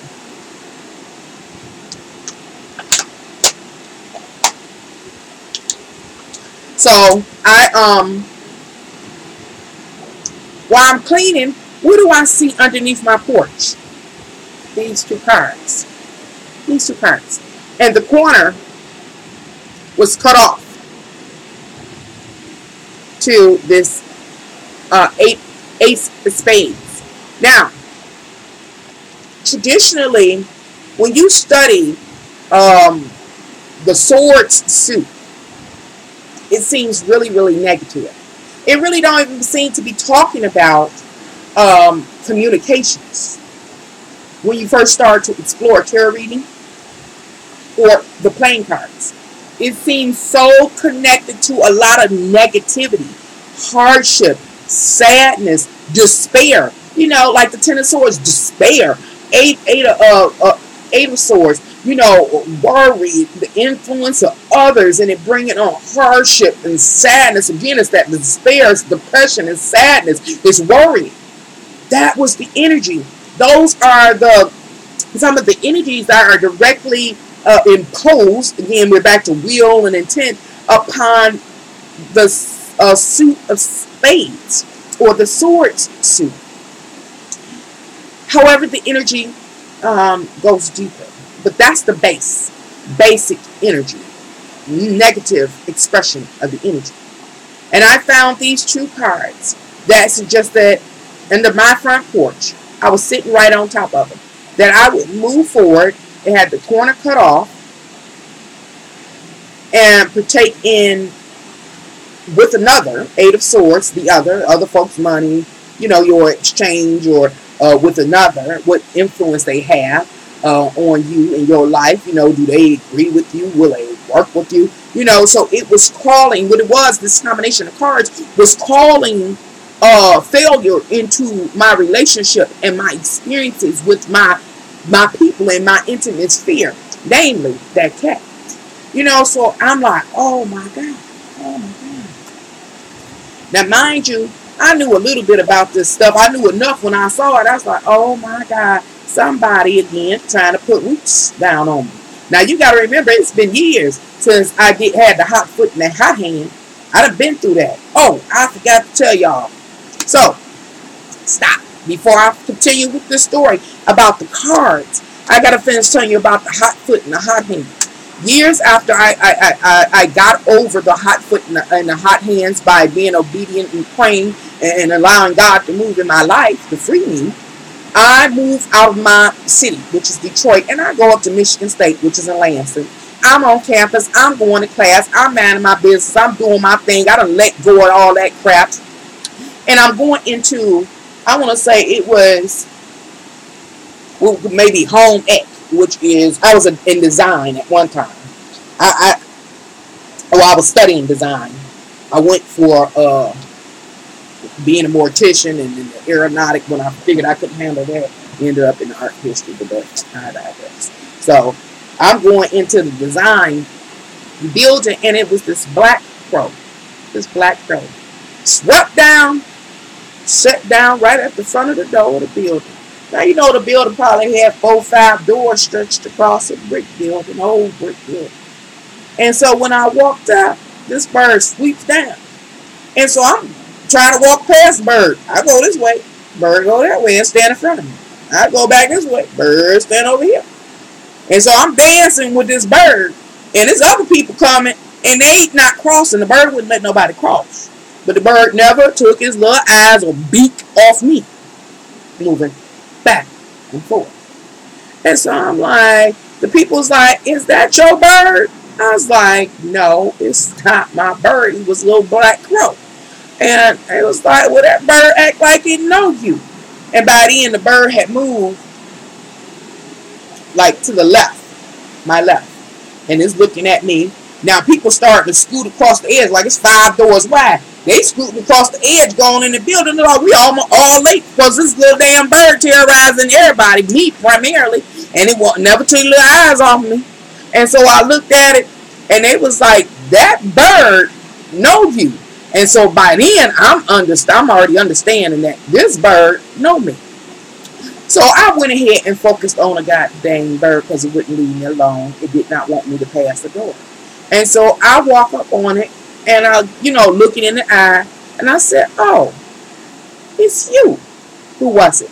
The young lady that did the hot powder and a hot hand and hot foot thing on. And I was like, now, you then took over the little bird body to come see what I'm doing. I say, I am here, and you see me. I said, and you will get out my way. I said, I am not in your world, and you will not be in mine. I said, please, don't make me hurt this little bird. And so now people that's coming that didn't see the first part of it, all they see me is having this full-fledged conversation with this bird. Except for those that stayed around because it was so unbelievable. Again, we don't believe anything unless we have physical evidence. And so it would have to be those that saw it from beginning to end to be able to, how can I say, those that witnessed that experience from beginning to end. That event was just as powerful in their lives as it was for me. For those that eventually just scooched on by and got past the bird, it probably was something that they forgot about. Sure, they probably thought later on, like, that was pretty weird, but they let it go, And those that came later was like, that was a crazy black woman right there. You know what I'm saying? Or there was some crazy people right there. And they just kept on going. And probably every time they seen me or anybody that was around at that time, it was like, that's a weird person. Stay away from them. That kind of thing. But for anybody that experienced that event from beginning to end, it made an impact in their life. And so I just shared that little story about that little bird, which is crazy, because that sister was able to, let's say, possess a little crow bird and to manipulate it to come see me, to block me or anyone else that was going to pass. Never would take his eyes off of me, and sat there and we had a conversation. Of course, the bird didn't talk, but it is something called telepathy that exists. And so we had a full-fledged conversation, and I said my piece, and that's what I said. I said my piece. Now I'm going in. Leave me and leave these people on. And I left, and I told her to lead the little bird, and she sat there, and I went on in the building. So that was just a story to let you know that there are some very powerful beings that, and it's interesting that it's some powerful beings. You got to know. And then it's like, where did she come from? Actually, I ended up hearing that her family lineage was from somewhere in Africa. I'm sorry, it was hurting my rim of my nose, these glasses. And so maybe it's because she had she had family lineage somewhere in Africa, and she used to go visit there, and they knew some stuff. Of course, I'm not on that level, but she was, obviously. And those are just a couple of stories about the things that happened. So back to playing cards and why people look at playing cards as something that some people won't play cards. Just like some people won't take pictures. They want their soul captured in pictures. I was talking about underneath the porch. Underneath the porch, I found these. Someone was casting a spell, putting their intent across a path, on a path, in a pathway that I would continue to move and back and forth across. Not only me, but those in my family would continue to move back and forth across. Not only me and my family, but the man that I was in a relationship would move back and forth across. It was calling the intent. It was placing will for it to be a bunch of drama and hardship, anything that would lead me to be depressed, crying, worrying. So this is there. And so when I took the cards, I was like, wow. God dang. So I put on my little plastic gloves and I tore them. It wasn't these. This is just an example. I tore the cards up as small as I could get them. And I set a little bonfire. And do what? Well, what's the statement? The vine had me say, return back to from which it comes. And I set the little bonfire, set them mother suckers on fire, and set them on, not y'all, but the other people. Another time, during the course, again, this is between 2007 and 2009, I'm in the grocery store with my children, and we're at the grocery store. I don't know, I think I was looking for a bottle of strawberry, a jar of strawberry jam or jelly or something like that. And I'm watching my child, my daughter, out my peripheral vision to the left. I can see her. You know, I'm parents, so we can see everything simultaneously. I'm seeing her. I see her. She turned the corner. She goes straight to the shelf, and she goes into the shelf. Oh, I didn't get it. She goes into the shelf, just reaches in there, intuitively, I'll say, because we had just hit the corner. She didn't even have time to look or do nothing. Intuitively, she went there, reached in, and I want to say it was these two. And she pulls these two cards out from inside the shelves of what to say, I don't know, cans or boxes of cereal or whatever there. And she say, Mama, look what I found for you. And she brings me, she brings me the two cards, so let me look at this. Well, we know that the ace is the beginning, the onset, the initiation to move forward and to manifest or build or create something in one's life. As a matter of fact, I wasn't over at the time period for this. The bird, the hot foot, was in 1992 to 4, I'll say. The sage burning with the spirits, the smoke spirits running up the blinds and curtains and scratching at the door to get out. The ace of spade, and that 8 of spade was in, all that was in 2000, between 2007 to 2009. At that same time, before I go, because this is another time period, I'm walking to work one day, and it's raining. It's been raining. It was raining. It was still sprinkling, but it had been raining. So it was all these puddles on the ground along the way to work. And I work in the suburbs. And it was this one little single card floating in the puddle. And so I'm walking, and I was like, what is one little single card doing floating in this puddle? I said, I ain't even going to touch it. I don't even care. But, curiosity. So, and this card is paper, and it's got like maybe 2 layers or 3 layers. So it's swollen. Now it's swollen, so it's in a very delicate state. So I bend over, and I pick up the card. And the card is, it's not this one, was it? Oh, yeah, it was this one. It was the five of clubs. Five of clubs. Now, my thing is, there are, how can I say this? At the beginning of this live stream, I talked about there being, it's about black magic.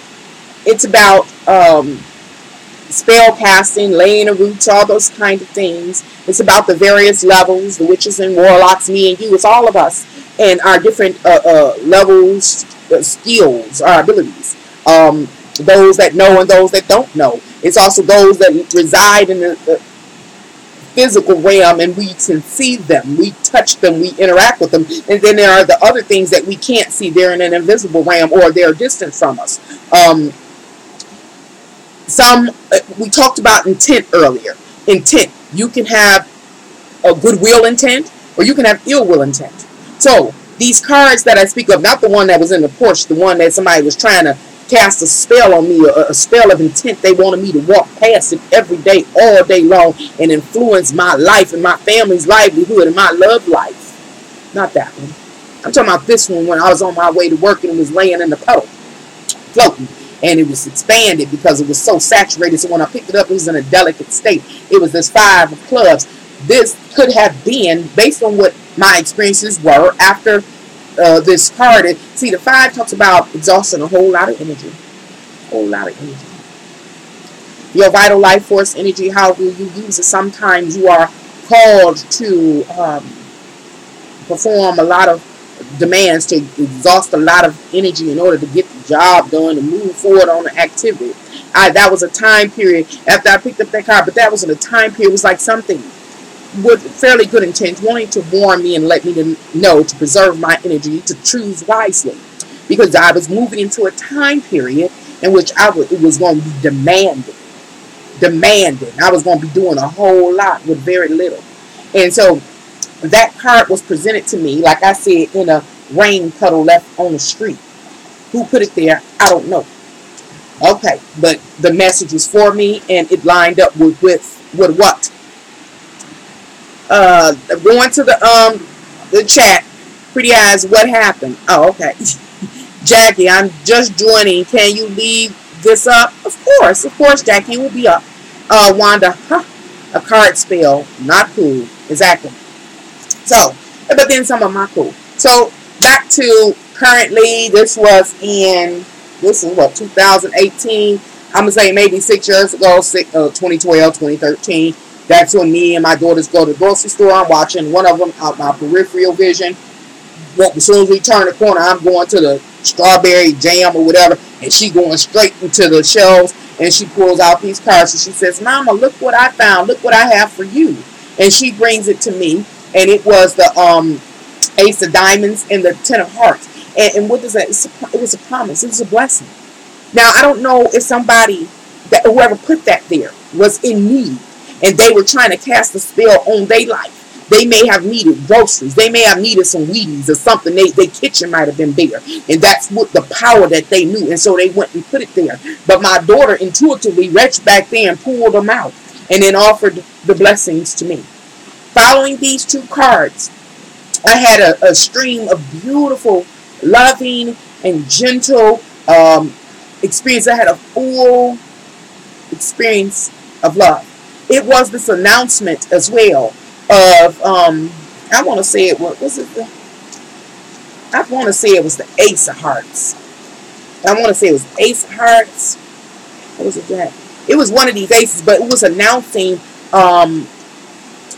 new opportunities and new love and support and the fulfillment. And guess what, y'all? I got it. That's a whole nother video, though. Just experiences and moments in time. Now, I want to finish talking about playing card messages, then I'm going to close it up, and I'm going to talk about a few other different types. What am I talking about? Different black magic spells and roots that can be laid that we don't acknowledge. I'm going to get to some things that you've probably experienced but aren't aware.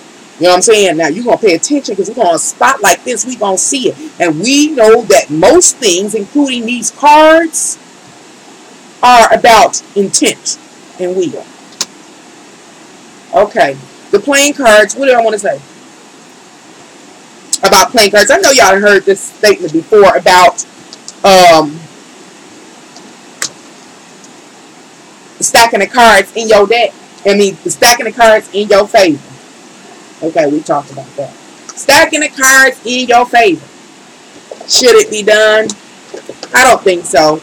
Because again, universe, we have birth charts that let us know about how we're going to relate to this realm. And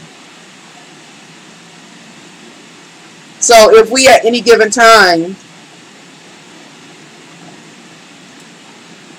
set the deck in our favor, eventually it has to unwind. Life has to fulfill itself, like destiny has to fulfill itself. And so it can bring in a series of, unwanted events. You get enough of them anyway. Of course, that's up to each individual if they will stack the deck in their favor or not. And then even, because I've tried it, let me tell you the truth, even if you try to stack the deck in your favor, how can I say it, the ratio of cards always has this point of negative energy.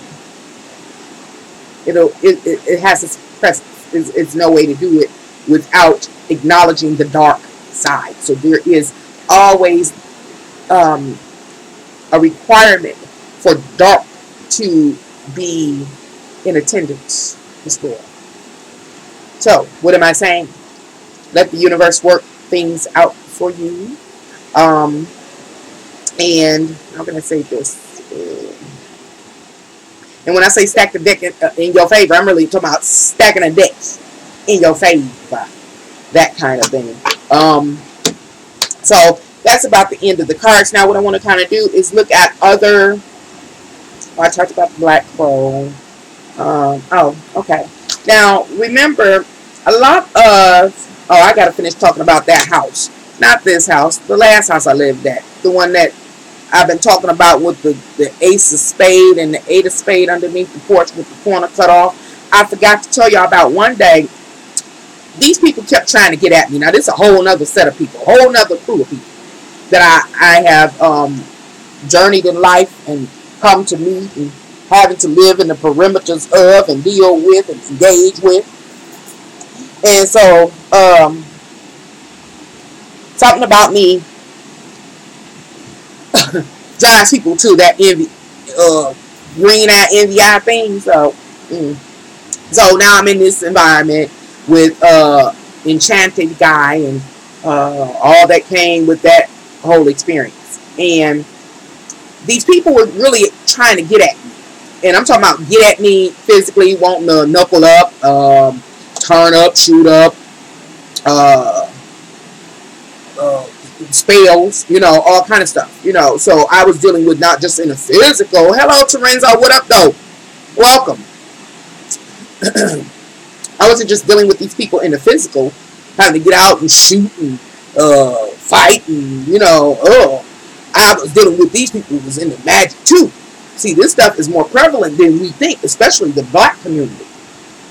So this is the same house I'm talking about. I find the ace of spade and the eight of spade underneath the porch. That's the same house where the black clouds formulated when I burnt the incense when I first moved there, before I even knew about the history of the house, before I began to engage the people in the community or to meet. Lorenzo says, welcome to everyone. Welcome. Or to meet that enchanted guy. Once years in that whole experience, now these people see I'm something to contend with. Don't let the pretty smile fool you. I'm something to contend with. So now they started to work the magic, and there go the cards. And then one day I had gone to the store, came in the house. Oh hell! I went to the store and forgot whatever I forgot to do. Heck, it could have been I forgot to put one of my lottery numbers in. So I'm shuffling back out the door to go do whatever I forgot to do when I was at the store. Now, mind you, I didn't love my house. went to the store right around the corner, came back and went out. This time when I come out, guess what's sitting outside, y'all? On my second stair, right in the middle. A black cat's skull. Now, do I know about any of this stuff? Not really. You see stuff in movies. Like I said, everything that I've experienced, I did not go see, but I was walking. So, I come out and I walk. Like I said, it was a 2-family flat converted into one home with this big old country porch. So I'm walking, and in the middle of my stride, my foot lifts up. I'm like, what the is that? So I just walk backwards and go back into the house. And I'm like, what is that out there? Could you imagine coming outside, seeing a skeleton of a cat, boiled down to its no flesh on it, no hair, no nothing, just a skull. So I'm like, okay, they want to play like this now. So I'm looking around, I find my shovel, so I grab my shovel, and I go outside and I get to walking and I scoop it on up. I'm not going to cross this path because that's the point why it's sitting there. I scoop it up and I take it. I live in Detroit. It's a bunch of blight. I flip it on over there, and what does it say? Return back to from which you come. And I toss my shovel over the fence and I just keep on going and do whatever I was going to do. Intention. Intention was ill intention. There were many other things. These were just some of the craziest experiences that I've had, and so I shared them with you. But I mean, I could go on and on and on. We already been in here almost 2 hours, and I still got a little bit more to cover. And so I just wanted the spotlight to let you know this stuff is real, and it's not always the people that you are thinking are doing it. Here on YouTube, I'm in front of the world. Whoever clicked here see me. I'm telling you what I have experienced. I just told you about the candle and the parchment paper and the dragon's blood, and that I have attempted to stack the deck in my favor. I've shared with you. I've shared with you my walk through the church. Most of these people aren't courageous enough to even let you know. They come to you in the dark. In the dark.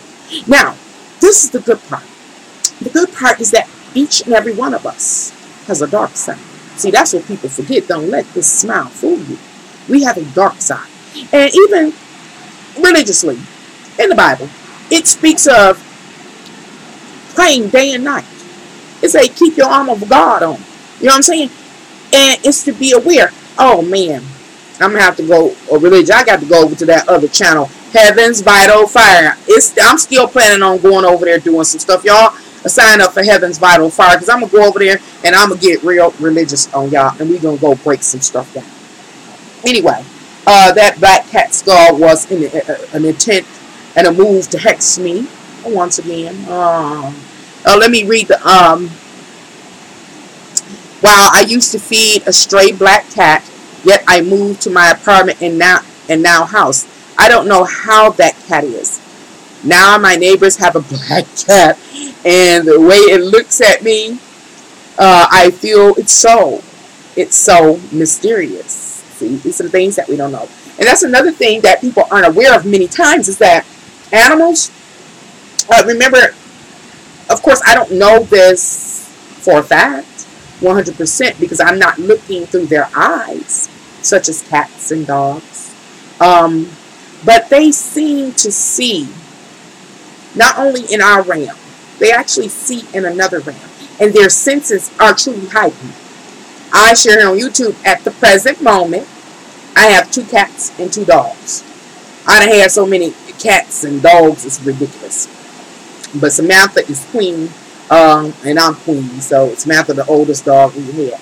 But why do I bring it up? Because if you have pets and you really pay attention to them, they see and respond to things that you're not even aware are on the, on the radar. They are sensing them. I mean, it could be something with spirits walking in my house. I got a cat now. She's so bad. She sit up there and dare him to move, and she just stare him. I go right now. She could find, if something come through here, she'd be sitting up there having like a guard dog back to the wall and just staring at him like she waiting for me to come and acknowledge. And I'll like come up the stairs. Like one time, last week she was on the landing, whatever she had against the wall, she's sitting there like, I wish you would move. And she did not take her eyes off of it. And so when I come, I say, oh, you didn't, you got something hemmed up over here. And she looked at me. She'll take her eyes off and look at me. I said, okay, I trust you. You can handle that. And what I'm saying, they have some type of power. Even in, I haven't done a lot of research about it, but even in like ancient Egypt, cats were very, very, supposed to be very, very powerful as far as, soul work and blocking. Your cats chase orbs in the apartment. Yes, they can see stuff that we can't see. They can feel stuff that we can't feel, and they can hear stuff that we can't hear. And so they are very, very beneficial. They earn their keep in multiple ways. They earn their keep as far as guardians in the spiritual realm. When you can't see, your animal can. And they earn their keep in the physical. Cats catch mice and dogs chase off robbers. You know what I'm saying? So we owe them to take care of them to the best of our abilities. So that was that one. Let's see. I talked about that. The cards. The black card. Oh, it's almost over. Okay. Now I have 3 other things I like to talk about. And they are remember I was talking about that cat that I kind of coined. Is this thing working? Can y'all see me or hear me? I know I'm about to mess up. Something don't look right. I'm gonna just hope that it's okay. Can y'all see me or hear me? Okay, focus on the birds in the empty sky long enough, and eventually one will see through feelings what they see. I've done it since I was a child. Very good. Okay, yes. I see you on TV.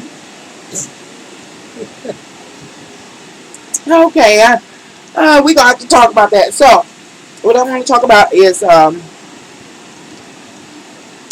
referring back to that cat I was talking about. I was in love with and I dated, and how he was enchanted. I may have to do a video on it, but people so sensitive that they won't get the gist of the story. So I have to think on that. So we have a guy that's enchanted with indulgence. That's what he carries, the spirit of indulgence in every manner. And so the kind of question comes up: who is your God? Who is your God? Which is revealed by your intent. Those things the intents that you will out into the world reflects who your God is, and what works you will do, and for what purpose. So, what am I saying here? Each of us has a desire. We have a desire. Some things that we want, that we feel like we need in life. And our heart is a beacon, as well as our minds and mouth and works. But from your heart, that wish, that there are people that are in tune with worship or under the control of a particular deity or God, whether they know they are or not, that can respond to your desires. This cat I speak of was one of Venus's minions, I would say. He could incite. He could pick up on, like a radar, one's desires. He's just like one of the best examples I ever experienced. But there are so many others that are in tune with their God and doing their God's mission and works, that if you are a beacon, and I'm just using desires and lust because, again, that's a feeling, it's a passion, it's an urge, it has energy, it has intent. They can pick up on it, they can sense it and come working. Because we're talking about spells and black magic. And so we need to be aware of what we are doing and what we are capable of doing, whether we know it or not. If you have a very powerful desire, it is a beacon. And what am I saying? It is a beacon. And there is someone out there that will answer it. And it doesn't matter in what arena of life it is. I'm going to try to speed this up. Another thing is, remember, there are entities both seen and unseen.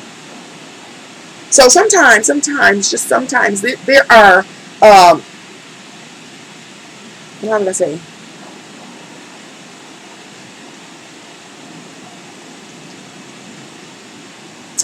Maybe I could do it like this. Let's talk about the physical world and those that we can see, that we interact with. That there are different types of spell work. And there are deeper, now don't get me wrong, I'm just sharing some that I have experienced that I didn't see firsthand, but I know that there are other more advanced is a great techniques in the field of magic, black magic, and spell making and root laying, and etc., etc. So I'm just sharing these very basics, some or many of what we may have experienced. And the unseen resides in our thoughts and manifests through our words. That's true. Okay. So what I'm about to focus on now primarily has to do with those in the physical realm that you can see, that you can touch, that you can interact with. And we're still talking about black magic. We're still talking about spell casting. We're talking about witches and warlocks. We're talking about laying roots and all kind of things like that. Have you ever thought about this? That gossip is spell work? Gossip. Mm-hmm. You know, the number 3 is a house of Gemini, socialize, a small social circle, sibling, aunt, uncles, cousins, people from your neighborhood or community, whoever makes up your small social circle. When you talk about gossip, that's a form of magic. Because in gossip, there can be slander. And you could be at the end of that slander. You could be at the end of the gossip. And if that person that has gone, that has an evil eye towards you or mad at you for whatever reason, is able to manipulate the majority of the group to see things through their eyes, from their perspectives, to execute their will, that's magic. Not only on you, but those in the group. So gossip and slander and lying, and the Bible talk about it as lying in wait. Anybody ever heard that in the King James Bible scriptures? It's a lying in the wait for a person, getting folks together to pounce, to abuse, to gain stuff. You know, an individual, because they are in disagreement or they have envy toward a person because they perceive them a certain way, even though it may not be true. These are all forms of magic and spell casting. Wanda says, I'm dealing with a lady who's doing that to me now. At the moment, she's winning, or she thinks. So the thing is, how do you deal with gossip or slander? I've been slandered. Oh my God. If y'all can hear some of the stories that came through about me in my life, I'll be like, when they be gossiping, I'm like, ooh, really? Come out, they fat talking about me. Yeah, hey, I done did some stuff. I thought I had a dual life somewhere. I'm like, oh, really? That was me. Okay. I mean, it gets real bad.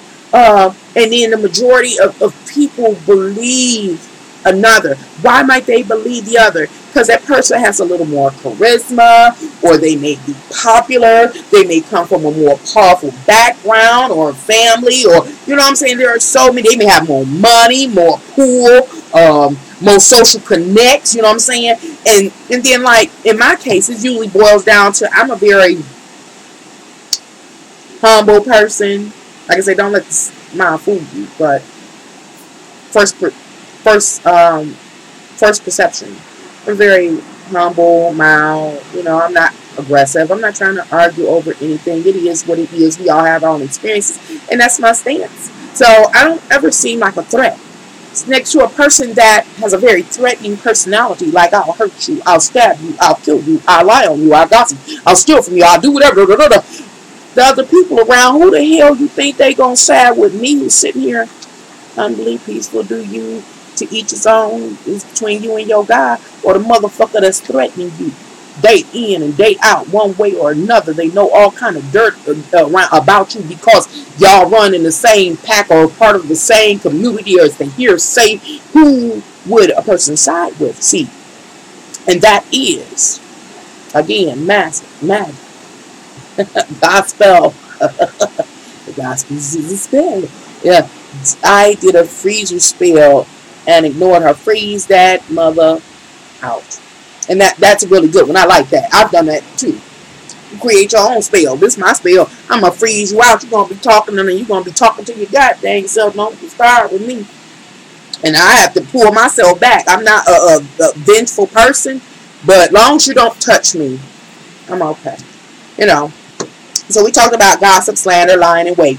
Another type of spell working. You got to pay attention. These are very basic. I'm not talking about advanced. Spell working is manipulation. Manipulation of the blind. This really happens in business. Business ventures.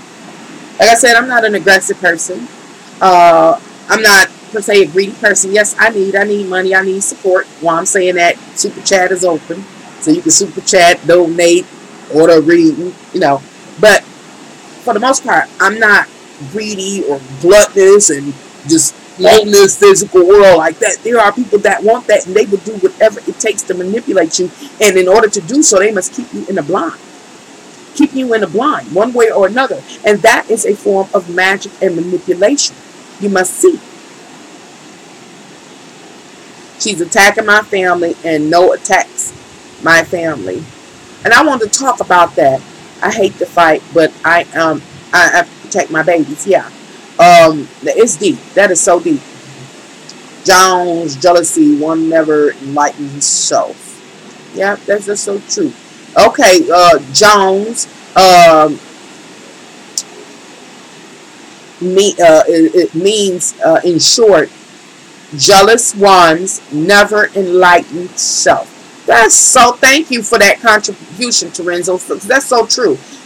People that are jealous, they are so outside of themselves. He said, I laugh at them. Jones chemistry, alchemy. People ball. Yeah, and they hate that. That just send them in the overdrive, Terenzo. They go crazy. Like, you can still smile, you can still be happy, you can still be loving, you can still care, you can still move forward.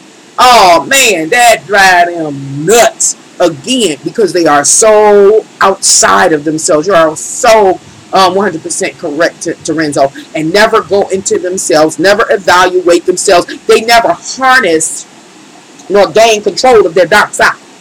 See, we all got a dark side, but some can harness it. Some use it to their benefit, and others just let it use them to guide them. Teach his own. And so that manipulation that can happen in business and other endeavors, including love. You know, you can be blinded by love and therefore manipulated.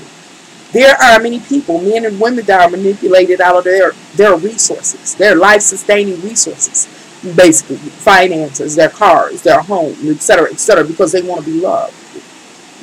But they are blind to the fact that the person has a motive, you know. But long as that person can keep their intent, back to intent, shrouded, so that others cannot see clearly, they can manipulate circumstances and situation in their favor. They can get that dollar or that credit card out of your pocket, or use your car, your gas, whatever the case may be. They can use your emotional support. You name it, they can use it. Anything at all. Use it to watch their kids, pay their child support, do whatever, rub their back, crack their toes, something they ain't gonna get nowhere else. Why? Because another that is around them may not be able to be emotionally manipulated or manipulated in some way due to blindness and not being able to see. It is important here to be able to see all the facts, to wait. When you see those red flags pop up, don't deny them, don't push them back. It hurts, yes. Hell yeah, it's hurt. Hurt is a physical manifestation showing you, hey, it is time to change. Yeah, sex is magic too, 100%. Did y'all see me do that video? Talk about sex demons or something. And yes, love it. And I talked about what a name, demon dick and a snare puss. You know, I talked about them too. Sex, sure enough, is sex is a very powerful magic. Why is it powerful, especially for women? Because it's like, I don't know about y'all, but my heart opens up and it just wraps around that person that I love and it brings them into me, literally. This is something that I can see. And because I know that they sit in my heart, I gotta be careful. You know, so sex magic is deep. We don't have to go there in detail one day. Now, I wanted to talk about bait magic, B-A-I-T, bait magic. I made up some of these names myself. Like I said, they come from experiences I've had or witnessed. And it's called bait magic, I called it. And that's where somebody has something that you need. Not so much you want, because if it's something that you just want, that means you just don't have no control over yourself and your desires. But if it's something that you need, like you need some food, or you need some money because you about to go homeless, or you know, something like that, or you're sick and you need some type of medicine, and somebody has that carrot to dangle. It's still like that form of manipulation, but usually you're not blind. See, the other one was about being blind, manipulation and blindness. No, this person that is in need knows their need, and they know that they would not engage this other or perform the acts that the other wants them to, except for they're in such a desperate state. Desperate state. Now, that there is, and I know I've dealt with this, it's like, do I continue to move in my integrity and go through this dark experience in my life? Oh, I hope it keeps going. Do I go through this dark experience in my life? Do I go homeless? Do I go in a shelter? Do I live in the streets? Do I go without my light and gas or my water, or my kids got to wear biscuits and my hair on top of my head, or my teeth falling out, Lord, my car breaking up? No, I got to get on public transportation. I got to move in this crummy community. What is it? Do I go through this dark night of experience? Or do and hold on to my integrity and go through this dark night, this dark experience? Or do I give over to that person that has the answer to my challenge and do whatever they ask me to do? See, that is a form of manipulation, and is also a form of magic. Have you ever noticed that it seems like it's always them that, how can I say it? It's the dirtiest motherfuckers that be having all the answers to what you need. Like, how they get it, and I'm working just hard and I ain't getting, I'm about to, what the hell going on here? You know? And so that's when I was talking about how some things are in the seen realm and the unseen realm. Seen forces and unseen forces. There are entities, spirits that exist that don't have a physical body. They still move. We have been in a spiritual battle before we got in this body. While we in this body, we just don't pay the spirit any attention. And so while in this body, not only are we going through a spiritual battle with the seen and the unseen, we also got physical stuff going on with physical people. And then we come out of this body, we go back into the spiritual again. You know, we are in a consistent battle, and it is a battle between good and evil about what you intend to do, and or your intents, your will. And that is a reflection of who your God is and who you serve. So, anyway, I'm about to finish because I know I've been going for so long. We are all self-centered, yet some of us know how to work within ourselves. True. Because being centered is being on point. True. It's a matter of breaking the indoctrination spell. Another spell, indoctrination. Whole nother video. 2-hour long video, but you're absolutely correct. Y'all with me? I love y'all. Thank you for coming to this live stream and hanging with me. So I just talked about bait magic. Somebody dangling a carrot over your head. or manipulation, black magic, spiritual influence, however you like to categorize it or label it. It doesn't matter. Hell, it don't even matter. The next thing is the magic of confusion. Now, we know the magic of confusion can be bought on by different methods. I'm focusing on alcohol and drugs, that kind of confusion. We know there's other types of confusion that come with gossip, and all those are babies to it, and they cross. And see, that's another thing where we get so confused, is that a lot of this stuff is crossed. It's entwined. It's not even crossed, it's entwined. It's a web. All of it is a web. And when I say all of it, I'm not just talking about this. I talked about a video. I made a video the other day talking about branches of knowledge and academic disciplines. It's all a web. I've talked about our social structures and the social constructs within our social structures. All of it. Religion is all intertwined. And it's overwhelming because it's so much. We got to get back to the basics, back to the foundation, so that we can see. We have to simplify. That's the term. Simplify this life in order to understand. And Terenzo offered us, you are absolutely welcome, Wanda. Thank you. Awesome way to do that, to go into self. Because if you show out yourself, it's way too much. Now, these kind of videos, like the one I'm making here, can help you see. To stop and to just identify one little point, one little thing, and try to rip it apart. But even what I've talked about in the last over 2 hours can be ripped apart some more. More can be added to it. It's so condensed. See, hell is condensed. Hell is highly condensed. And so it's about getting to the simplicity, the becoming one. I invite you to come experience my life. I share my life with you. But the real journey lasts with you. And you exploring your life. And really acknowledging the experiences that you have. And then focusing on an individual experience. Why did you have it? What was it revealing to you? And for what purpose?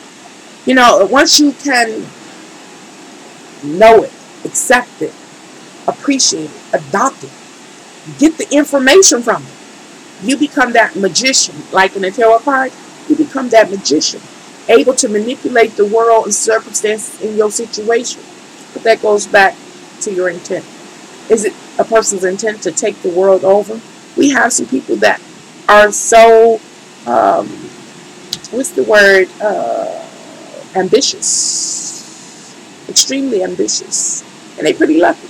Whatever they want turns out their way. To take over the world. And so they will. That's their intentions. And other people's intentions are so, I don't know, superficial, I'll say. All they want to do is live in love. And that's what they'll do.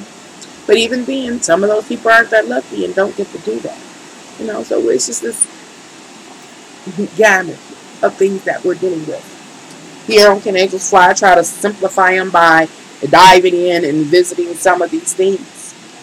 So let me move to shut this down.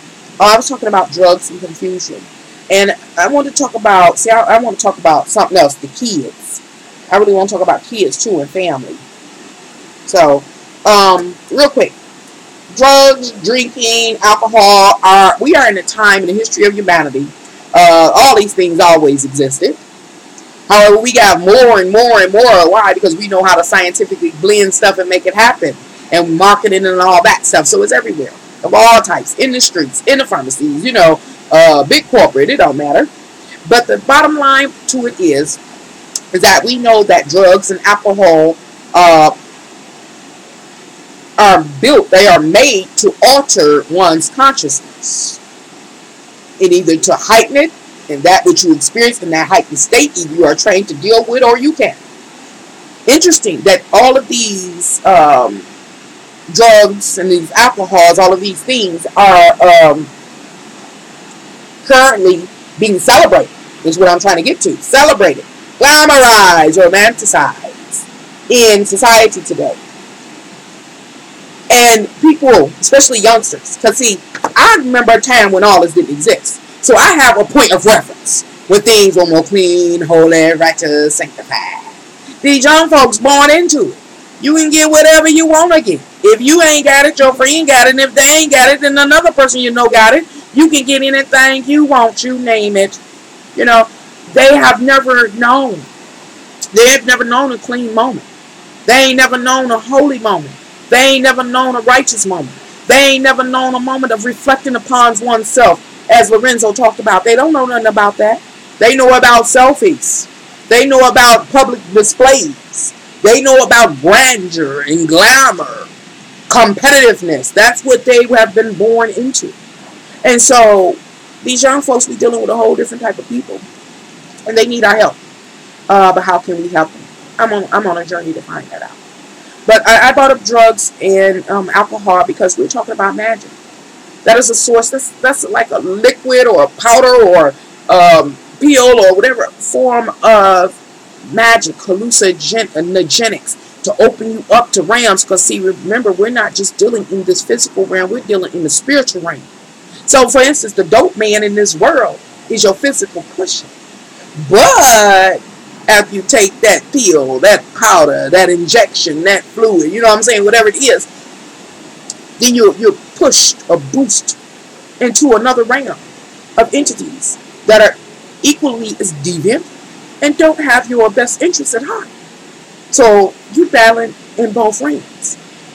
These are magic. And I bring up the dope man and the spirits that are attached to any given drug or anything like that because the question is, who is your God? Who is your God? Who are you worshiping? Who are you walking up under? You know what I'm saying? And I'm not saying because a person a dope fiend or a drug addict. Hell, my brother was dope fiend, another one alcoholic. Hell, I could have been there. Thank God I made it out because I'd just be horrible. My whole point is that we are going through this battle, both physically and spiritually, and we can fall into that. We got to figure a way how to get out of it or keep ourselves from falling into it. But if we do, because we are in the physical, we're in war, we're in battle. How can we come out? You know what I'm saying? We have our young that are being born into a world where they don't know righteousness. They don't know cleanliness. And I'm not talking about it from a religious standpoint. I'm talking about it from a reality standpoint. And they don't know of anything else. They don't know that they are under attack. They were born into this. How do we get them out? Because many of them are falling, being led into these spiritual realms, and they're not ready. As I share here on YouTube, I was walked. You know, some other folks that died in came out okay. You know, I know folks that were smoking crack, using heroin, been over in the realms, came out, recovered, and they got some stories to tell. And they also, again, execute the energy of Sharon, the wounded healer. They were in battle. You know, they were wounded. Some of them held captive. And then they got up and got free. They got battled. God sent somebody in there after them, or God himself went in there and got them and bought them out. They have messages. But the devil's so bad. He's so cunning, talking about spells and black magic, that under our current constructs, all the different levels of magic that are used, got the kids where they don't want to listen to you. They can't hear you. They know it all.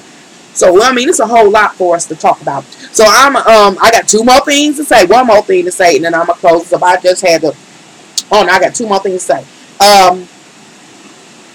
All of this stuff, it's so much. I talk about all this stuff, leads to stress. Especially one of you were talking about, I think it was Wanda, about a neighbor constantly taunting you. It could be gang stalking, messing with you and your family, threatening you and your babies. All this kind of stuff leads to stress. See, stress. The intent of the person that has ill will, or the entity that has ill will toward any individual, including myself or you, is about breaking you down, wanting you to go crazy, leading you to doubt yourself. Depending on who you are, it becomes this question is, if you're going to end up losing in this physical realm, you're going to end up losing your freedom fighting to protect yourself. You know, so all these things are going on, and it leads to stress. I said I was going to talk about my hair. Stress, hair loss. I've been through so many battles. And all of a sudden, one time I started seeing my hair. I'm still battling about my hair. hair loss from the stress.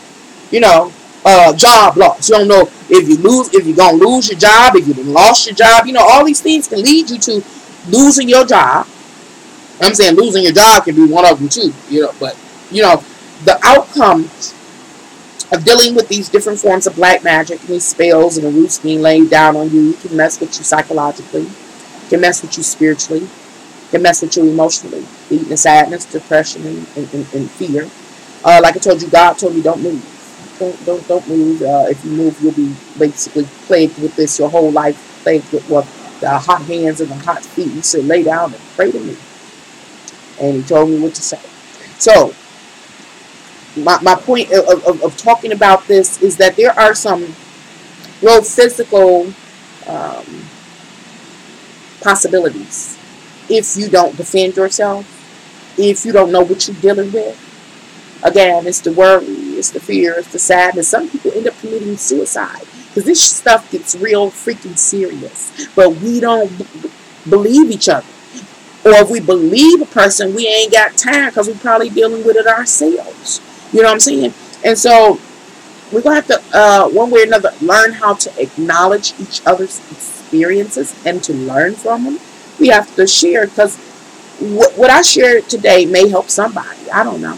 It may help somebody be like, damn, I was dealing with that and that's how I handle that. Well, that's how I handled what I shared. You know, so anyway, I'm just saying that, you know, these constant threats, whether they are physical or spiritual attack, can lead a person to, again, have some emotional disturbances, health issues, hair loss, you lose your job, you know, those kind of things, lose the respect of people around you. And so understand why I bring that up is because we are in battle. We are in battle not only in the spirit, but you can't forget about the spirit. We are in battle physically. We must be aware of this in order to overcome these things. And I'm going to say this and I'm going to let y'all go. What do you do when the outside world influence, the black magic, the spiritual attacks, the spell get to your babies or your husband, somebody special in your life, whoever they may be? How can you save them? You know, it's challenging. Break your heart, right? Break your heart, make you sick, make you want to vomit. How can you save them? Can you save them? Hey, Shay, what up, though? Welcome. Can you save them? Of course, you can try to save them. Oh, I got some stuff to do. Too bad I'm not real comfortable doing videos, but the first thing is, you know how they always teach it on TV, you got to be a role model for the kids. That's true. I have to yell too. I do all kinds of stuff. But you got to be a role model. Your children, your spouse, somebody important in your life, got to see you being strong. You know, where the Medeas at, you know, the big daddies, the big mamas. And then prayer does work. You know, doesn't work all the time for me, no. But did it work in them times I told you? Yeah, many other times. Prayer does work. Send your petition out. Religious folk, don't let nobody scare you. I'm not saying again, I'm not underestimating the level in which black magic and stuff can advance, but I'm telling you on this level, candles, we find candles in the Catholic churches and stuff, and the oils and everything are pure intention. Imposing, impressing your attention, beginning to bring it and present it into the physical world. It's your emotions, it's your feelings that cause things to move. Back to those people in your life, your children, your family, your husband, your wife, your parents, or whatever, and you see they've been possessed, or influenced, improperly influenced by some outside force, whether seen or unseen. Can you save them? Well, first thing was to be a good role model, but we know nowadays it don't matter. We know peers matter more than you, but still, okay, you're supposed to be a good role model. Next thing is to be yourself, knowledgeable, You can only be knowledgeable by learning from your life experiences.